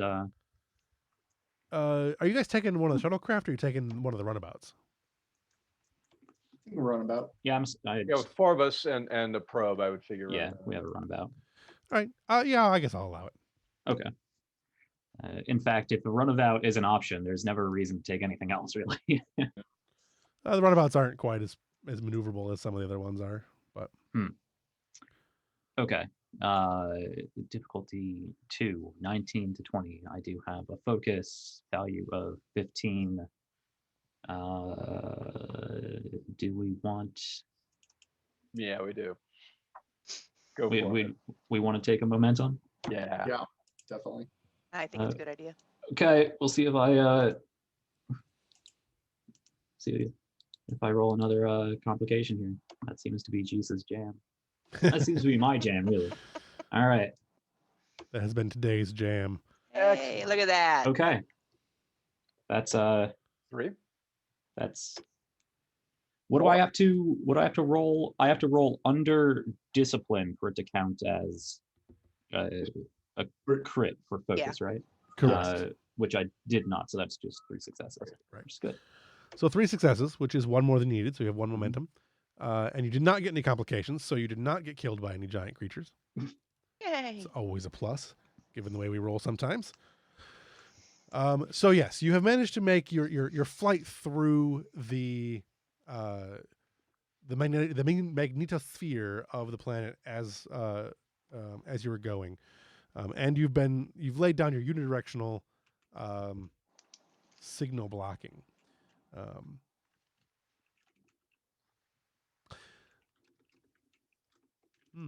I'm going to go ahead and spend that complication from earlier or something else. I was going to do something with it before, but I'm going to change it to this thing.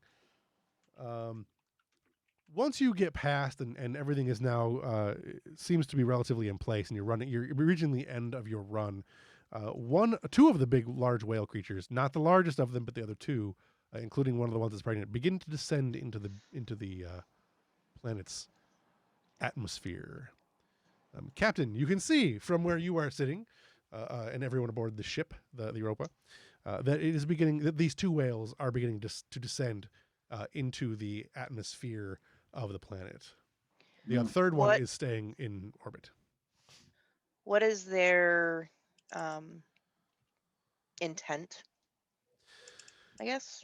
So you're looking for the emotion, or do you want to go deeper than that? Let's just go with the emotion. Okay. Particularly if an emotion changed. Yes. So the emotion in the largest of the 3 has become more akin to concern. And Ambrose, you can also get these. The emotion of the other 2 appears to be more of,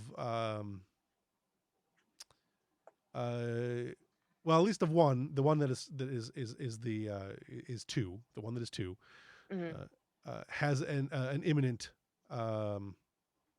calmness, I guess. Okay. And the third, the one that is descending, is the closest thing you can think of is concern. There's some level of concern. Okay. So the 2 that have descended are the pregnant cow and one of the others. The other one, yeah. And then the big one stayed. Correct. Right. Okay. The pregnant one is calm. The other one is concerned. Correct. Okay. And the one that stayed, you also said concerned? Yes, but it's a different kind of concern.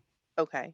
It's still concerned, but it's More a directed, concern for the pregnant cow that's going toward the surface? probably, or something along those lines. Yes. or like the rest of my herd kind of thing. Sure.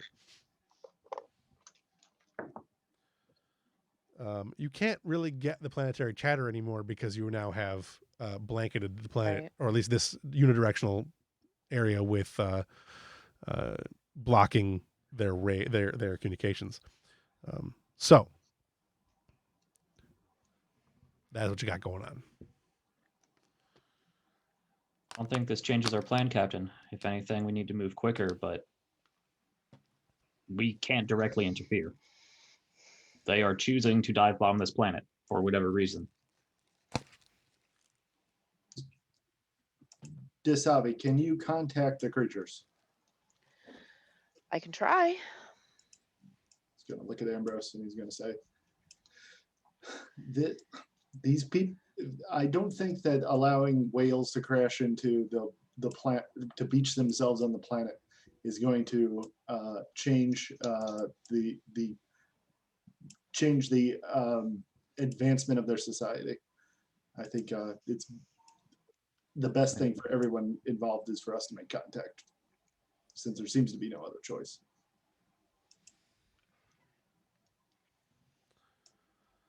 All right, Dasavi, give me a roll. Before you do that, I would like to hear Ambrose's response to that. Sure.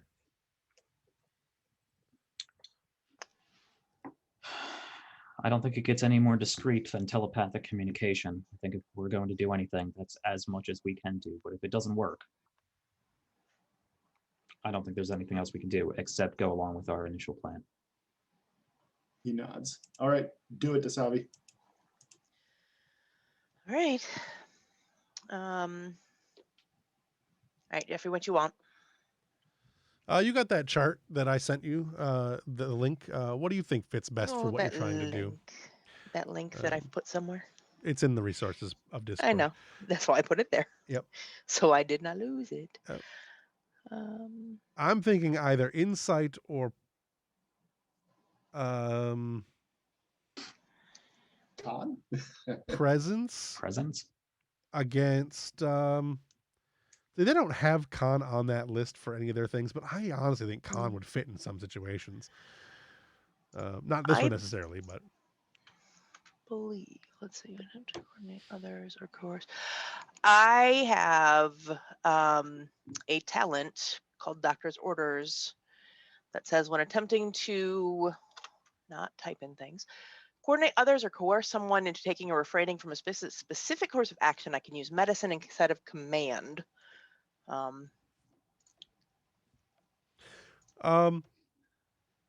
You're just reaching out to make contact at the moment, right? Right. Yeah, coerce. At the moment, you're just trying to reach out to them and talk to them, right? You're not trying to convince them of anything particular. Or are you trying to send out the message that they need to not do this? They need to go over here and do this thing. No, we'll start with just a very gentle, hey, what you doing? Okay. Why are you going to that planet? It's boring. Let's do let's do Is that going to be actionable though? Like what does success bring from hey, sup whales? Well, I think that's a given. I think any level of communication is going to be hi, hello. But I think the actionable role here is don't hit the planet. Hey, look over here. We're doing something. Yeah. Right. I wasn't going to have you do a roll for that. I was going to the first step in that would probably be just make sure that they don't destroy that your brain doesn't get melted when you reach out to these truly alien creatures. Right. So, with that, you are able to reach out your mind and connect to theirs, and there's definitely an overwhelming sense of intelligence in these creatures. You don't necessarily get their thoughts as you would see them in a normal sentient creature, right. but you can definitely there's definitely memories, and there are thoughts that they're surface thoughts that you can see, and it's much more visual than you would have anticipated otherwise. And it's not visualizations you can necessarily understand because it's largely electromagnetic. But what you get largely is that they They came to this area with the intention of birthing one of their calves. Something drew them to this planet, and now it's all bad, and they're running out of time. So, Oh.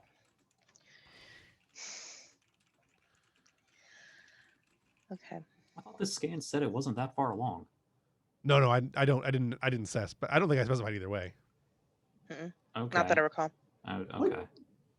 Can I make an argument for doctor's orders applying here? Because whether they're alien, this is a medical emergency. Sure. Right. Yeah, I was gonna say now doctor's orders are gonna Yeah, apply. no, I was absolutely going to allow that to work. Yeah. Because it's also command. It's not just coercion and you're trying to convince them. You're actively talking to them, trying to convince them this is the best thing for you, not like I'm going to take control of your brain and move you over here kind of coercion. Right. So tying into our earlier conversation. Mhm. This any might values? come in. I think the closest value to this would be emotion in crisis is a bad thing, which is not actually how that's written, but it's something. What is it? Emotion in crisis. It only makes things worse. Also, doctor knows best, but I don't think that would necessarily come into play at the very moment.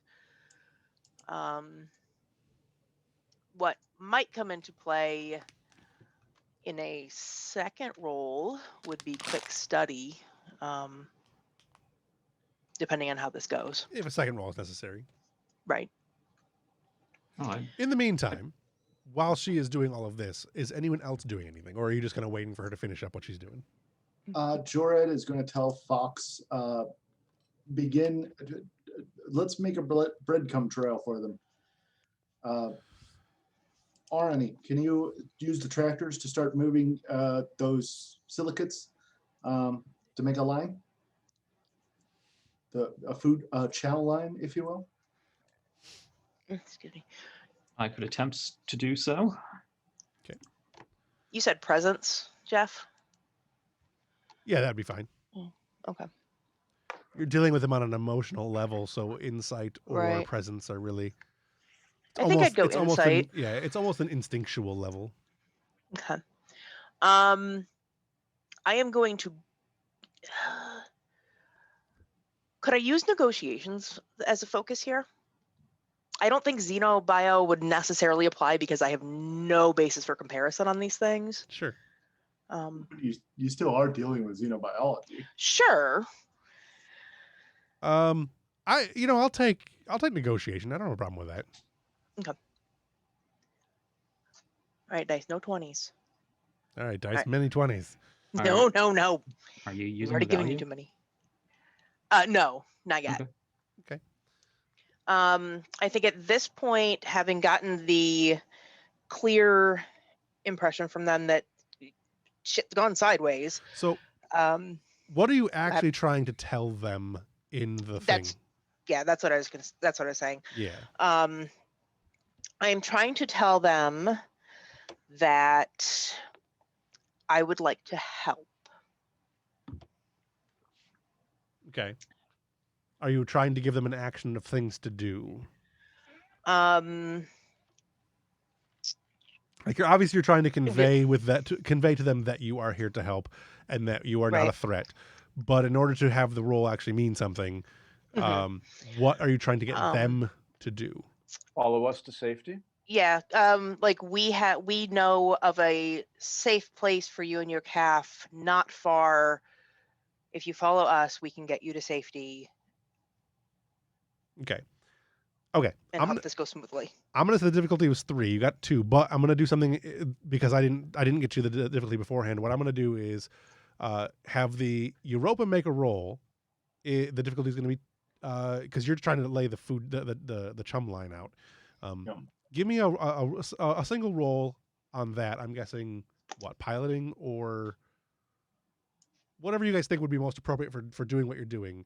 A success will give advantage to what Evelyn is doing. So because they will then see the line associate necessarily possibly with you and believe that. I'd like to lean over Mr. Fawkes and assist him with my advisor talent. Sure. Okay. I'm just gonna give you some good gentle direction. I have a bunch of these, so I'm gonna go ahead and spend them. I said difficulty was going to be 2, right? So I'm going to make the difficulty 4 because I feel like it. Okay. Oh no. Control con is a 13. Focus in helm operations. Mhm. Nice. Very nice. Yeah. Okay. So, buy a die. Sure. Yes. You're going to buy it or you're going to use momentum?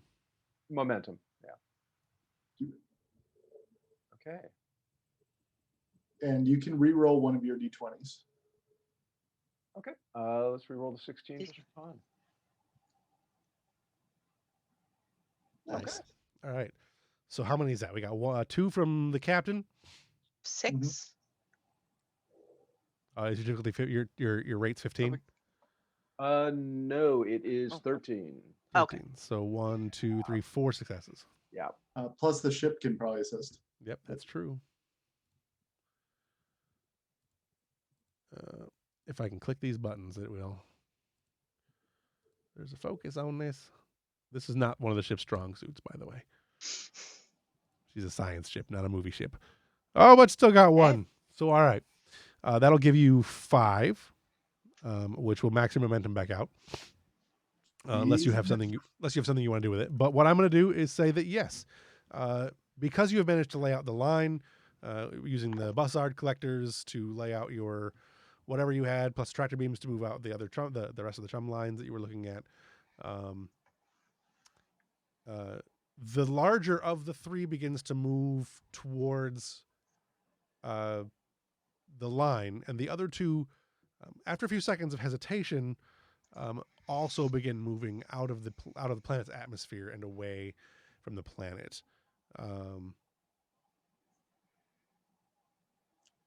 Yeah. What do you do next? We will continue laying out that line. We should lead them to the rings of the planet.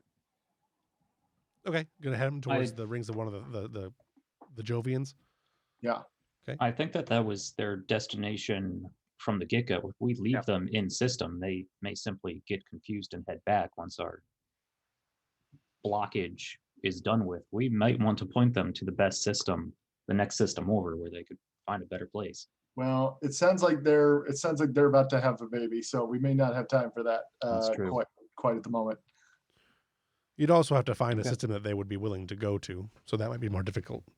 Yeah. All right. Well, we should stick around to observe at the very least. It's not often we see a gigantic spaceship give birth. Yeah. If nothing else, this is fascinating. All right. You managed to. What is the shuttle team doing while the Europa is moving them off, moving the creatures off? I'm continuing to maintain contact and trying to discern what it is that has gone all bad. I would like to do engineering to like create disadvantage on the shuttle being detected by primitive sensor systems. Sure, Elizabeth. Yeah. Okay, sure. Sorry, I didn't interrupt if you had more. I got so caught up in my own thing. That's all right. The Yesbeth is showing through. Mhm. Could Jisa assist with that? Yeah, absolutely. I would like to spend a momentum as well. And Giza having electronics warfare, that would apply. Okay. Would astrophysics focus apply? Oh, so fucking- Astrophysics. I don't think that one would necessarily apply. No. What else you got over there? Anything? Oh. Focus is sensors. I would say that sensors probably work. oh, okay. If sensors works, then I get a bonus momentum as well. Sure. Okay. So that is, since it's engineering, that's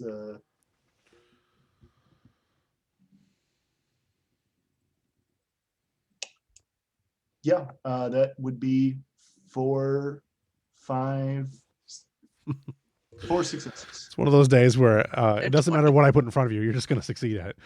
You think I have failed at pretty much everything I've done. Yeah, that's true. All right. Yeah, no problem. You are fairly certain that you are invisible to the Europa at this point. In the meantime, the alien creatures are following you off to the large Jovian, the larger of the two. When they arrive, the largest of them begins moving between you, being the Europa, and the other two as they descend into the harshness of the atmosphere there. You, after a little while, lose the your primary sensor contact as they're going deep enough into the planet that you're getting a lot of interference. You could launch a probe to observe, probably. Yeah, let's do Yeah, that. yeah. Kaz, you're aboard ship, right? No, you're on the shuttle. You're on the shuttle. Right. Unless we at this point we've gone back. There's no reason for us. Yeah, I to think at this point the Okay. shuttle would return.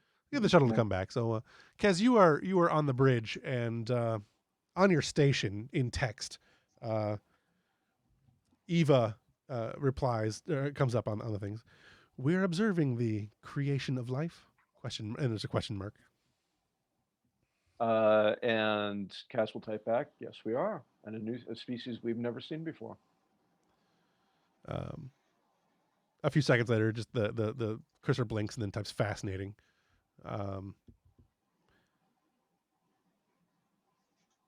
After some time, you guys are recording the event, obviously, and doing your sciencing and getting your education on. After a while, the birthing process appears to be complete, and the three that were in the atmosphere begin to ascend, and I assume that at no point the Europa was trying to get any closer or anything like that. But, No, yeah, we would keep our distance. the four creatures that are there now begin to, for lack of a better term, graze the rings. You can see as they're pushing through it, the gases on either side of them, kind of part and split, and they're absorbing whatever it is they need to survive and moving through the rings. Do their emotions dictate that everything's okay now? Everything appears to be pretty good. They're very contented, or even to a point of what you would consider jubilation, which is a great word. So I don't have anything else for that. If you guys want to have any additional, could I just ask for a point of clarification? Looking back over the navigation logs, it looks like they were coming in from out of system to get to the gas giant, saw this planet with all its weird signals, and took the detour. Sort of. So now that they're already past the planet, they're at the gas giant. There's no reason why they would go back. You can't think of any particular reason why they would go back. Okay. Plus the large emissions that you were that they were likely seeing before are not there anymore. They're still seeing emissions, but I'll explain it when we're done with the session. Okay. We're pretty much done now, unless anybody has anything. Is there a way to convey to them the difference between their signals and the radio signals coming from the planet? That's nice. You can try. I don't know that it necessarily would work, but we can certainly, using your telepathy, I'm assuming you could communicate as much as you can to them, what's going on. And Yeah. you'll get back the message that there was something that was giving them, that was calling to them. And when they reached it, it unfortunately broke up and stopped making its noises. Okay. So, or at least it stopped making the noises quite so loudly. There's this thing that then there was these things floating and it wasn't good. It was bad. We might have broke it. Could we double check once our jammer is done, or when we retrieve it, or however we resolve that situation? Could we double check and make sure we actually, ghosted this planet, this culture? Yeah, we could scrub through the TV channels. Yeah. We already said we were doing that. So Yep. And really, we could just hang out here and gather cultural information on these people as well. Yep. Still you. Yeah. You get a number of their channels, I guess, that are talking about these space creatures. We're not alone in the universe. There's life out there. It's amazing. It's glorifying its glory and unifying. There's a few channels that are like, there were aliens that sent these things here. They were out to kill us. And Mhm. Yeah. then there's a picture of what looks like a blurry satellite photo of what you guys could make out as the Europa, but most people are calling it like an unidentified space debris, or the wreckage of the multinational space station, and Whale poop. whale poop. Yeah, it's there's some conspiracies going on. And there's it's the 21st century. Right. So let me ask another question. What do these aliens look like? They actually look relatively humanoid. I had a picture, right? It's in my other game. So they are a little bit shorter than normal humans. They're a little bit wider than, like, stockier build than normal humans. It's a largely water-based planet, so there isn't tons and tons of land. But their skin is kind of a pale, almost magenta, like a pale pink magenta color. Other than that, they mostly look pretty human. It's they're only on screen for 5 minutes. It's Right. let's put a lot of money in their makeup. Right. But yeah, the only real distinguishing factor with them is that their eyes appear to be kind of like a deep obsidian color, and when they blink, they have two sets of Like eyelids. thick membrane. Yeah, fairly typical of creatures that probably are water based at one time. Mm-hmm. Well, Captain, I would recommend that we tag this planet for a long-term cultural study. Send that back to Narendra Station. I agree. With everything that's happened in the next 200-300 years, we may be able to watch this civilization as it takes its first steps out Now of that that I know system. that there's life out there, Yeah. that could accelerate. Not to mention, we could take some of these broadcasts. Who knows? They might have some good shows. Kaz will replicate cigars and champagne for the science staff. Could we wrap up with a meeting between? We don't have to wrap up now, but I would like to wrap up with a meeting between Jorad and Orani. Sure. I don't have anything else. So if you want to have that, go ahead. And Jorani. Before we do that, maybe a scene with Yezbeth and who is the other new Rebecca? Mm-hmm. How about a scene between those two? Sure. So Yezbeth is going to come in, and she's going to come into the science lab, and she's going to be like, the scanner sucked. I'm terrible at this. Why did I think I could do this? Well, Connor just comes over and kind of gently and a little bit awkwardly pats her shoulder and says, "I'm sure it's better than you thought it was. It's okay. We all make mistakes." The jammer only succeeded at making the whales nosedive to the planet. Did exactly the opposite of what it was supposed to do. Are you sure it was the jammer that caused that? It could have been just a coincidence. I think so. I don't know. Sometimes I think I'm not cut out for this. Me too. Not you. I mean me. Like, not that. Oh. Oh, bother. I think you're fine. I meant that sometimes I feel the same way. Oh man, really? I thought I was the only one. This ship is intimidating. I'll tell you. Or can I say something? Sure. I think Ambrose. I think he's very angry all the time, and it scares me.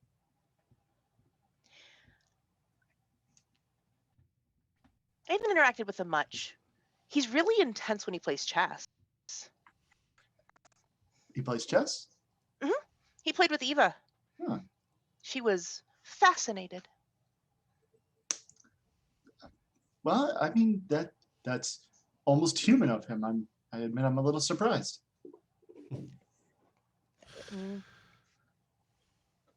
We're not all as we appear. No, I guess not. All right. Well, I'm gonna go lay down. It was good working with you. Likewise. And don't beat yourself up. No promises. It all worked out in the end. I guess so. All right. That's kind of all I had for that scene. That was good. Sure. And you had a captain in what? I think Koba's the captain and Arani. I do want to do a small vignette. Koba comes into the security room and he's like, "I got the bombs ready," and then he realizes the situation is completely resolved. He's like, "Aw." But yeah, so the captain's gonna offer Arani a drink. So, what were your impressions of the crew of this mission? I think we all came together quite well. I think we might have stretched the bridge crew a little thin, sending so many of our top people out on the shuttle, but it all worked out. Yeah, it did. We've got a small crew. We're gonna have to make do with a fewer bridge crew on occasion, I think. Right. If we want to get our experienced officers close to the action. I think this was a good confidence building mission. The crew really surprised me. No major screw ups, so to speak. No, nothing we couldn't come back from. It'll make for an interesting report. I am interested to see what the brass has to say about our interpretation of the Prime Directive, though I think we acted with the best of intentions. Well, if we come back and the whales have built a starship-shaped statue around the planet, we'll know we're screwed up. Yeah, I don't think that's much of a concern. Yeah, I think you're right. Good work today.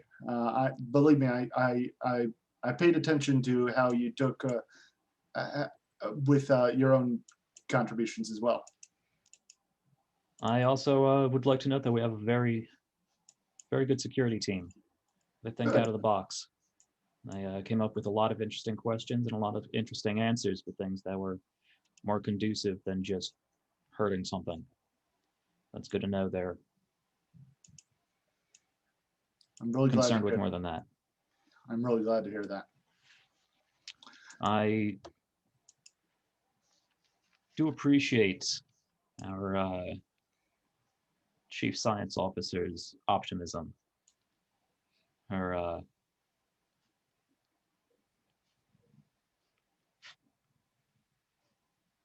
and the computer.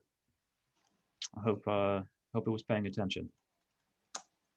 I'm sure it was. It would be hard for it not to pay attention. But I've noticed you've been meeting with the computer a lot. Do you have any impressions about it or its personality? I've played one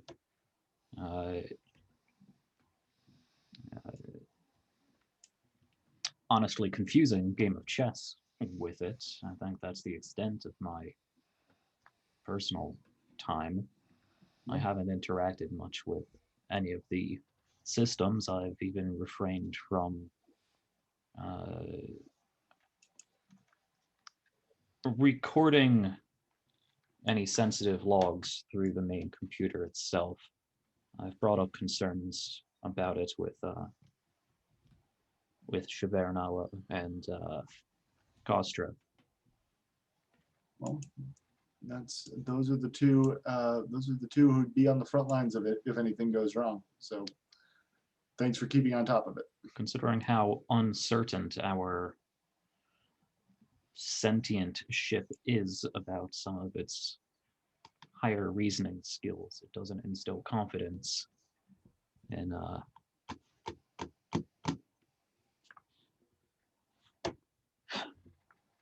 keeping all its programs straight.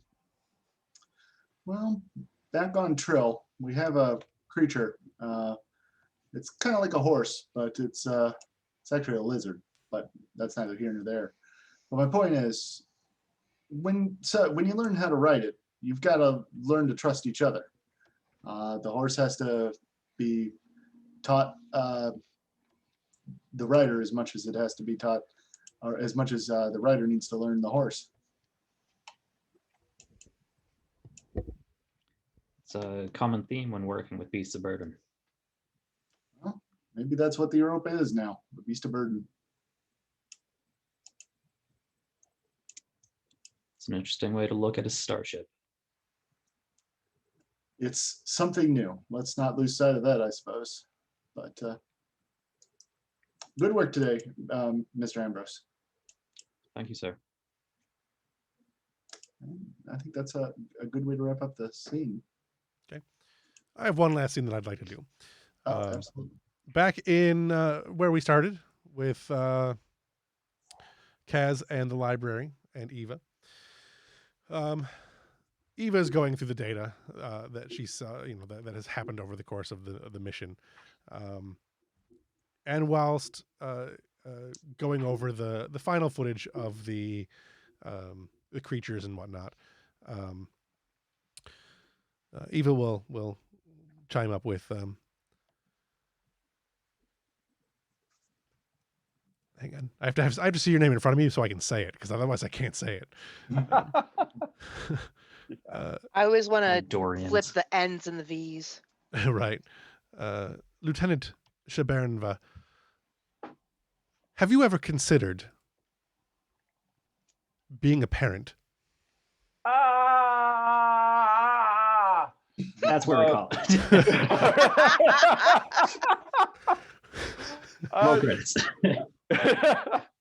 Red alert. Yeah. Sorry. You get to have the talk. I'm sorry, but that wasn't a very helpful or constructive answer to an understandable question. And Dorian, reproduction is socially complicated. There's a lot of pressure on us to put our reproductive duties ahead of anything else. Most of our species accepts that. Not all of us do. I have struggled to accept that. And I am here a long way from my family and from those obligations. I see. A long, long, long, long way away. You sound somewhat relieved. I am. I'm not. I haven't rejected my duty. I'm prepared to do it, but I'm not prepared to make that the be all and the end all of my existence. It's a part of life. It doesn't have to be all of life. I have read many topics, or many entries on the topic, and there are many species whose primary existence is purely for breeding. Yeah. You do not believe this to be the case. It gets complicated when sentience comes into play. And it varies a lot from species to species. And Dorians feel that obligation very, very strongly. Most of us.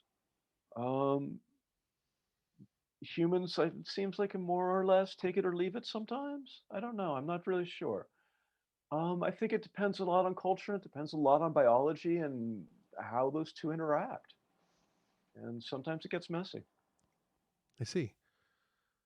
Being an artificial life form, I had never considered the idea of reproduction. Well, I understand there are some precedents, and it's an interesting thing to contemplate. And if it's something that you want to discuss or potentially work towards at some point, we can certainly have that conversation. And I'm sure that the people at the Daystrom Institute would be fascinated. So we can keep talking about that one. And better you than me. I believe I would have to have further conversations with those who have already taken the responsibility on themselves. I think that's wise. I no matter the species or the circumstances, it's not something to enter into lightly. And you've got time, hopefully, and you've got a lot of other species that you can talk to and get advice from and learn from. And I think it's a thing that most people, or at least on Europe, are willing to talk about. Probably most of them more than me, but it's a good subject of conversation. Excellent. I appreciate your insights, Lieutenant. I will. It's my pleasure. Anytime. In the meantime, I believe that our guests are beginning to. I believe there's a change happening amongst our observations, our observable guests. Oh, what's happening? What's happening? Anything to put on screen? Certainly puts it on screen. This is going to also happen on the bridge. As they come on screen, you can see them. They've kind of all four of them kind of splay out a little bit more of their filii, their antennae in the back there, and after a few seconds of drawing in incredible amounts of energy, they Yellow alert. Mhm. Shields up. they go to warp. Cool. And that's a good place to end, I think. I think so. Okay, cancel yellow alert. It's a totally legit yellow alert, though. Right. Cass will put a party hat on Eva's station, and Lieutenant Shibaranawa, you get sensor log of that organic warp system. we absolutely did. Eva was able to warn us beforehand, so we were able to catch all of that. Very good. Only so much precedent for non-technological warp systems. Fascinating, isn't it, sir? It is. Good job today. Thank you, sir. Captain's going to chime in. Eva, good catch on that. On that. Thank you, Captain. I aim to please. All right. All of that end bit there ties into what I want to see changed later on. But let's start out with what moment stands out the most to you this evening. There's a lot of good stuff. Yeah. I think the surrender versus fight your way through conversation at the beginning. Yeah, that was evocative of personality. Yeah. It was a stunning start to an AI's interpretations. Evocative of many different personalities, but I think there was a convergence throughout the conversation too. Sure. Yeah, and that was a really neat turn, and that I wasn't particularly expecting, but worked really nicely. Mm-hmm. I thought it was well done. Yeah. I was happy with the way everybody reacted. So, anybody else have any moments? This isn't a moment, but I would like to shout out I thought the pace of this session was phenomenal. Yeah. It, Like, We got a lot done, and everyone, got to do their own thing. Yep. yeah, We I were mean, busy. it felt absolutely perfect in terms of like Mhm. enough character moments, enough dramatic moments. It felt like we had a solid Act 1, Act 2, Act 3. Like, it was great. Okay. Yeah. That's good because I missed like 3 beats. That was gonna be my one thing to change at the end. There was like I missed several beats that the Lexington crew has gone through this similar parts of this storyline, and they've already hit beats that you guys I totally missed for you guys. Yeah. So I actually had to message Jeff at one point because I'm like, all right, I want to make sure that I'm not mixing up the information that I have in my head. right, yeah, they haven't finished the scene yet though, so you guys are ahead of them now.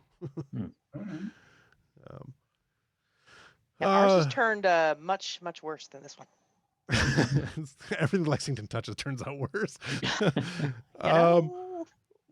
Who best embodied their character in this session? I've got to give it to I thought Yezebeth had a good session. I thought Kaz had a really good session. Mhm. So Yeah, I think honestly, I would call that a four-way tie. Yeah. I think we everybody had great character moments. Yeah, I want to shout out Desavi. I thought that psychically using her doctor skills to, like, I don't know. There was just something really Star Trek beautiful Yes. about that moment. Yeah. Very cool, very Trek, and very engrossing. I was like, Yeah. It reminds me very much of the Mission to Farpoint. yeah. Yeah. So Yeah. Although I like the added doctorness of it all. yes, Yeah. Yeah, that was the thing. It's like, when you said you were playing a Beta Z doctor, I'm like, okay. It didn't make much sense to me, but I really like the idea of, and I don't know, I think it did happen this time, where Ambrose being an empath, being on the ship, and the doctor being an empath / telepath, being on the shuttlecraft, would give you guys, had the opportunity to give you guys a little bit more, or not necessarily more, but have that same depth of information in both locations. I think that was good. Mhm. Yeah, I think between. Oh, sorry, go ahead. I suppose because empaths can communicate with other telepaths telepathically. Yes. I've forgotten on multiple occasions that we can actually communicate telepathically. I'm not used to being able to do so without a big honking crystal. Right. Right. Well, see, the nice thing there is that's something that Ambrose may not really know that he has full capability of doing, and it might be, Right. Because you can't do it with people who are non-telepathic. Mm-hmm. Right. And So- Dasavi wouldn't necessarily communicate with you telepathically unless we were one-on-one Mm-hmm. because it's rude. Well, plus you're a human, so Yeah. I wasn't going to bring it up in session, but isn't the Hylian telepathy contact telepathy unless you have the crystal, or do you Yes. just have your crystal at all times? he has a smaller crystal that he keeps on him. We discussed this in, I think, the first session or Yeah. early on. Okay, He has I must have that conversation. As long yeah, as- he has one small crystal that allows for the empathy, and then he has a larger crystal that we haven't seen yet, I don't think. Okay. Mm-hmm. That is touch telepathy. So Right. really at this point, what we just haven't really quantified the extent of the telepathy as far as the one crystal goes, but I the smaller believe one. it was. I believe in D1 episode Julians were in that it was stated they were empathic by nature, Right. Well, and then allowed telepathy when they had the crystal. So I was a little confused what the little crystal was for, but I was just gonna roll with it. Yeah. My Of course- my thought is it just works as a focus. It's Yeah. like a focus crystal, Sure, because yeah. you're only half anyways, right? So, That is true. Yeah, I'm so Well, according to the talent, it's you possess minor empathic abilities without the Kenar focusing crystal is limited to touch. So that's what I was. strange things happen. What do you mean according to the talent? This isn't in the book. Oh, yeah, it is. Is it Yeah, Kenar- In how long what is- book? In the the Kenar book. crystals? Yeah, they're in Alpha Quadrant. Oh, Oh, Yeah. I only have the core book, so well, we'll Oh. take a look at that, and I was maybe just we'll making it up. yeah, we'll take a look at that I and thought see. you were using that. All right. We'll take a look at that and see what we can do to make sure that things that are, see if we can, how we can fit things together, and if nothing else, we'll just keep it the way it is. What moment of role playing best exemplified someone else's character to you? I think the captain being very concerned about and like really staunchly sticking to this is the prime directive, here is our line. Like I like this idea, but let's come up with other ones because this is our line. I was concerned that we were going to have no show. Yeah, yeah. I had ways around it, but I was looking at it like, oh crap, I didn't think of the prime directive when I wrote this. All right. That was actually a really tough question for Ambrose, and I like how it was answered. Agreed. For me, I liked the again, go back to the chess scene. I liked that as far as describing. I think it got 3 good characters there, and as far as for Eva, I liked the end there, the curiosity of the Yeah. Yeah. I think that gave us a really good insight on Cass too, and that Mhm. like I loved even you were like that wasn't a productive response. I'm like, no, that's brilliant. It was an indicative response, Right. Anybody else have any moments? I mean, I think I already answered Sure. a Nazi or an Ari with one. Right. Okay. I did really enjoy the security meeting scene. I was just about to say the same Yeah, thing. I thought because that was great on everybody's part. yeah, everyone Seeing- contributed a lot of really good stuff there. in very different ways. In very different ways. It did feel like we have a security team that thinks big picture, thinks outside of the box. Right. Although- Except Koba, who thinks about blowing up the box. Right, but that's his part of the equation. Yeah. You get outside eventually. Make the inside the outside. I mean, the way I figured it, somebody was going to need to think of if it has to happen. Mhm. Somebody needed to think about it. Mhm. Sure. But I did want to mention something about that scene. In the future, maybe we should involve characters, other, Duels. if everybody's already got one character, maybe we should involve secondary characters. Yeah. Unless there's a very good reason for it. Right. Yeah. 'Cause It it can would- get out of hand. I don't think it was intentional, but yeah, it's something I don't it's something to think- try to keep in mind a little bit. I don't think it Yeah, was that's why I intentional. had It was a little bit um, awkward. Yeah. yeah, that's why I had O'Connor sit more in the background with the science thing until you were like, O'Connor should assist. I'm like, all right, I will roll some dice. Yeah. But I am not Were up you- for playing 2 different characters in this Were you room right playing now. 2 characters in that scene? What was the other one? I was not. Mills was Mills. in that room. Yeah. Why was O'Connor? O'Connor's not 'Cause of- security. No, she's No, science. not the No, science no. When we went into the science in the scene. science department. Okay, I thought- okay. I thought the security people weren't in the science room. I thought that was No. just science people. Oh, We're no. talking about two different no. scenes here. Yeah, Yeah. no, two yeah, different yeah. scenes. Okay. So Yeah. there was the scene with there was the scene with the security team where Ambrose told Mills to go talk with the science team to talk Right. to get stuff. And then, So and then Mills went to the O'Connor science were both in team. the same scene. I Yeah. missed Right. that Mills was told to go to the science team. Yeah. Got you. So Yeah. Mills and O'Connor are both in the same room, and Yeah. it's fine because Evelyn did it just fine with that. But yeah, it's a thing to consider, and it is one of the drawbacks to having this many secondary characters. It's going to be And hard having to so keep track of few that.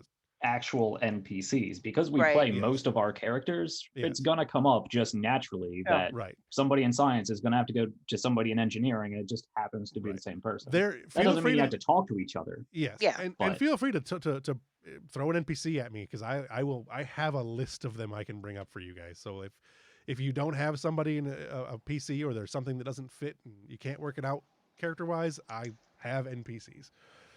The ship I don't is think, not you just know, you guys. I don't think it's terribly problematic. I mean, it's got the potential to get nuts, but Yeah. I trust us. I don't think it was terribly problematic. I guess the what I'm specifically thinking about is I didn't see a reason for Malini to be there, Yes. and so like Mhm.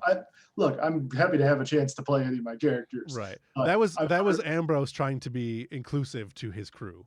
So And, Yeah. and that's fair, but maybe I should have just had her in the background. But I instead didn't of think it was an issue. I mean, there will be times it just makes sense for one player to have multiple characters in a scene, but it's probably the player's choice to be like, I'm going to focus on this one character that makes Sure. the most sense. sure. And it's whatever people feel most comfortable with. We can try to Yeah. avoid it. We can, we'll make it work. We'll find a nice niche for it, I think, where it fits. okay, So I don't know where that's going to be yet. I don't. no, that's fair. So what did you or your character learn today, if anything? I learned that Sadly learned Ambrose she is can talk. really trying really, really hard to get along with the crew. I was going to say pretty much the same thing, that I think what I learned and what Kaz learned was teamwork is happening. Mm-hmm. Mm. Yeah. Dasavi learned she can talk to space whales Yeah. and There that space whales exist. there are space whales, and they can warp. Yep. I think Yezebeth learned that her skills, that she's not just a background extra. She thinks she is. I But, learned the captain's not good at engineering. Loves to tinker, breaks everything he touches. I mean, you're not wrong. So to answer your question earlier, Jack, as to what was going on, basically, and this is something that you guys would have gotten at the. I tried to include there at the end there with the doctor. The space station is what was causing the whales to go off course. I did not make that very clear, but there was a station that the whales collided with at one point, and there was debris and bodies and everything else, and I made that much more clear in the previous Yeah. in the Lexington game that I did with you guys, and that was my fault for missing a beat. Yeah, that was not a data point I had at all. Yeah. No, But I didn't figure out it good was to the know. space station necessarily, but it was clearly something that had existed amongst the Yeah. rubble. I did like it was bad. We broke it. yes, And that space station was causing the subspace signals, which drew the Pushes space them here. whales to Sort collide of. with it. Then it stopped, and they got all confused. basically, yeah. Okay. That's the sum it up. What it comes down to is the whales are the subspace anomaly that you guys were detecting because of Figured their that out, warp. yeah. Right. So they're warping in and around the system. The space station and the planetary emissions interfered with that because it's on the same frequencies. Basically, it blinded them. It blinded their navigation, essentially, or confused their navigation. And they went to the planet to discover what the navigational issue was, collided with the thing that was causing the problem, and then we're So, kind of just there now. so this pre-warp society somehow has subspace communications. No, it's just a similar frequency rate. So they're not fully subspace, but it's Okay. again. I did a much better job explaining this in the other game. If I may, I think they have conventional technology which fooled the sensory organs which are tuned to subspace. Correct. Okay. It's it's technobabble. I don't know. I did a better job. I did a much better job explaining it in the other session than I did in this one. But basically, what it comes down to is they were in system feeding, got confused, caused the problem, and then we're kind of not stuck there, but kind of stuck there. So, and like I said, I missed other beats, so it doesn't make as much sense if you miss because I missed the other beats. But and then It all worked out in the end. It all worked out in the end. So. Yeah. It was a good story anyway. Yeah, and you guys had solutions to it that I was not anticipating, so that's good because I didn't know how I didn't have a solution for you guys to solve this. I want to see what you guys were going to do. I find writing Star Trek adventures with solutions built in mind is a waste of my time. Very Right. much so, yes. Yes. I liked the coming up with multiple. Everybody leave and come back with multiple solutions, and we'll pick one. Yeah. I thought that was a good way of doing it, and Yeah. we should use that in the future as well. Yeah, I like that. All right, let's just go to if you could change one thing about the session, what would it be? I think following up on Jack's question, just a little more detailed info flow at the beginning. Yeah. That's really it. We had a lot of questions at the beginning, and I think we jumped away from them without you guys finishing. Like, I think because you rolled like 5 successes or something, 5 or 6 momentum, and we got distracted, and I didn't realize we had stepped away without using all the questions a little bit early, which is why I went ahead and had the second round of questioning. I think that was a really good way to have that. Mm-hmm. And I think we'd have gotten more of the information had we not gotten distracted from whatever that was. And I don't know what distracted us. I have no idea what we got distracted by. So Happens. No big I deal. wish- We got through it. I wish I had the captain roll to create an advantage based on making a plan. That's kind of what I built mechanically. That's what his character is built around. And like I did it in character, but I didn't actually roll or anything. But Sure. next time I remember to do that. Sure. I wish I had done that. Sure. Anybody else got anything? I think I was pretty pleased with how things ran. I think we did send too many of our important people on the shuttle, because when the captain turned to Ambrose and was like, "Hey, can you use the tractor beam?" I looked over at my character sheet with my 1 engineering and 1 science. I'm like, Tractor beam Yes. is tactical. Tractor beam is tactical. I suppose it is tactical. I guess that, yeah. That's why I asked you. You're the tactical guy. That is true. Still, it's like But if like using the Bassard collectors, or if we had, Sure. if a engineering problem came up, the only one I suppose there was still the chief engineer. Yeah, I mean he's just always in the engine. Yeah, he's always in engineering. Yeah. Yeah. So we did have other people. We did. there's think it always made backup characters. Yeah. Backup. I think it made backups. sense to send the people on the shuttle that we sent. I don't think It did. Yeah. I think we could have kept if we kept anybody back, it would have been, I think it should have been Dasavi, but I think having her closer gave her an advantage to what Mhm. was going on and Yeah, it made sense for being her able to do that. communicate. I really don't want to keep all the senior officers cooped up on the ship all the time. Right. So, sometimes Mhm. it's just a Star Trek thing. Sometimes you got to be away from the ship. Yeah. I think it feels very Star Trekky to do that too, and it's one of the reasons I wanted a smaller crew is so that it feels, and I think we've done a very good job of making the crew feel somewhat intimate. Mhm. And I liked it, and I get where you're coming from, and maybe we need to come up with some standard rotation protocols or whatever to like when these characters are off the bridge, these characters are on the bridge, kind of thing, to ensure so that if Ambrose is off the bridge, we have a security person on the bridge for whatever reason. We And can when figure out- Cass is on the bridge, who's on sensors? We can Right. figure out the second shift bridge crew. So the people who would fill in Right. when somebody's gone. Yeah, I think it'd be interesting to be able to do that. So might be fun to see who gets to fill in when other characters aren't there. I think I can manage that. Um, Propose something in chat. Yeah. I don't have anything else unless you guys do. I think we can call it.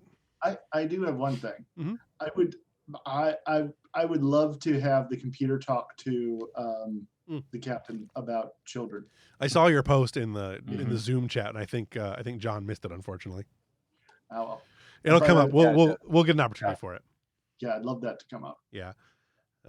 I'm not sure how much I'm going to have her focus on that right now, but yeah, I think that right now I have a list of about 6 things that she's doing in the background that she's working on talking about in her own mind, trying to suss out how what her personality is, kind of thing.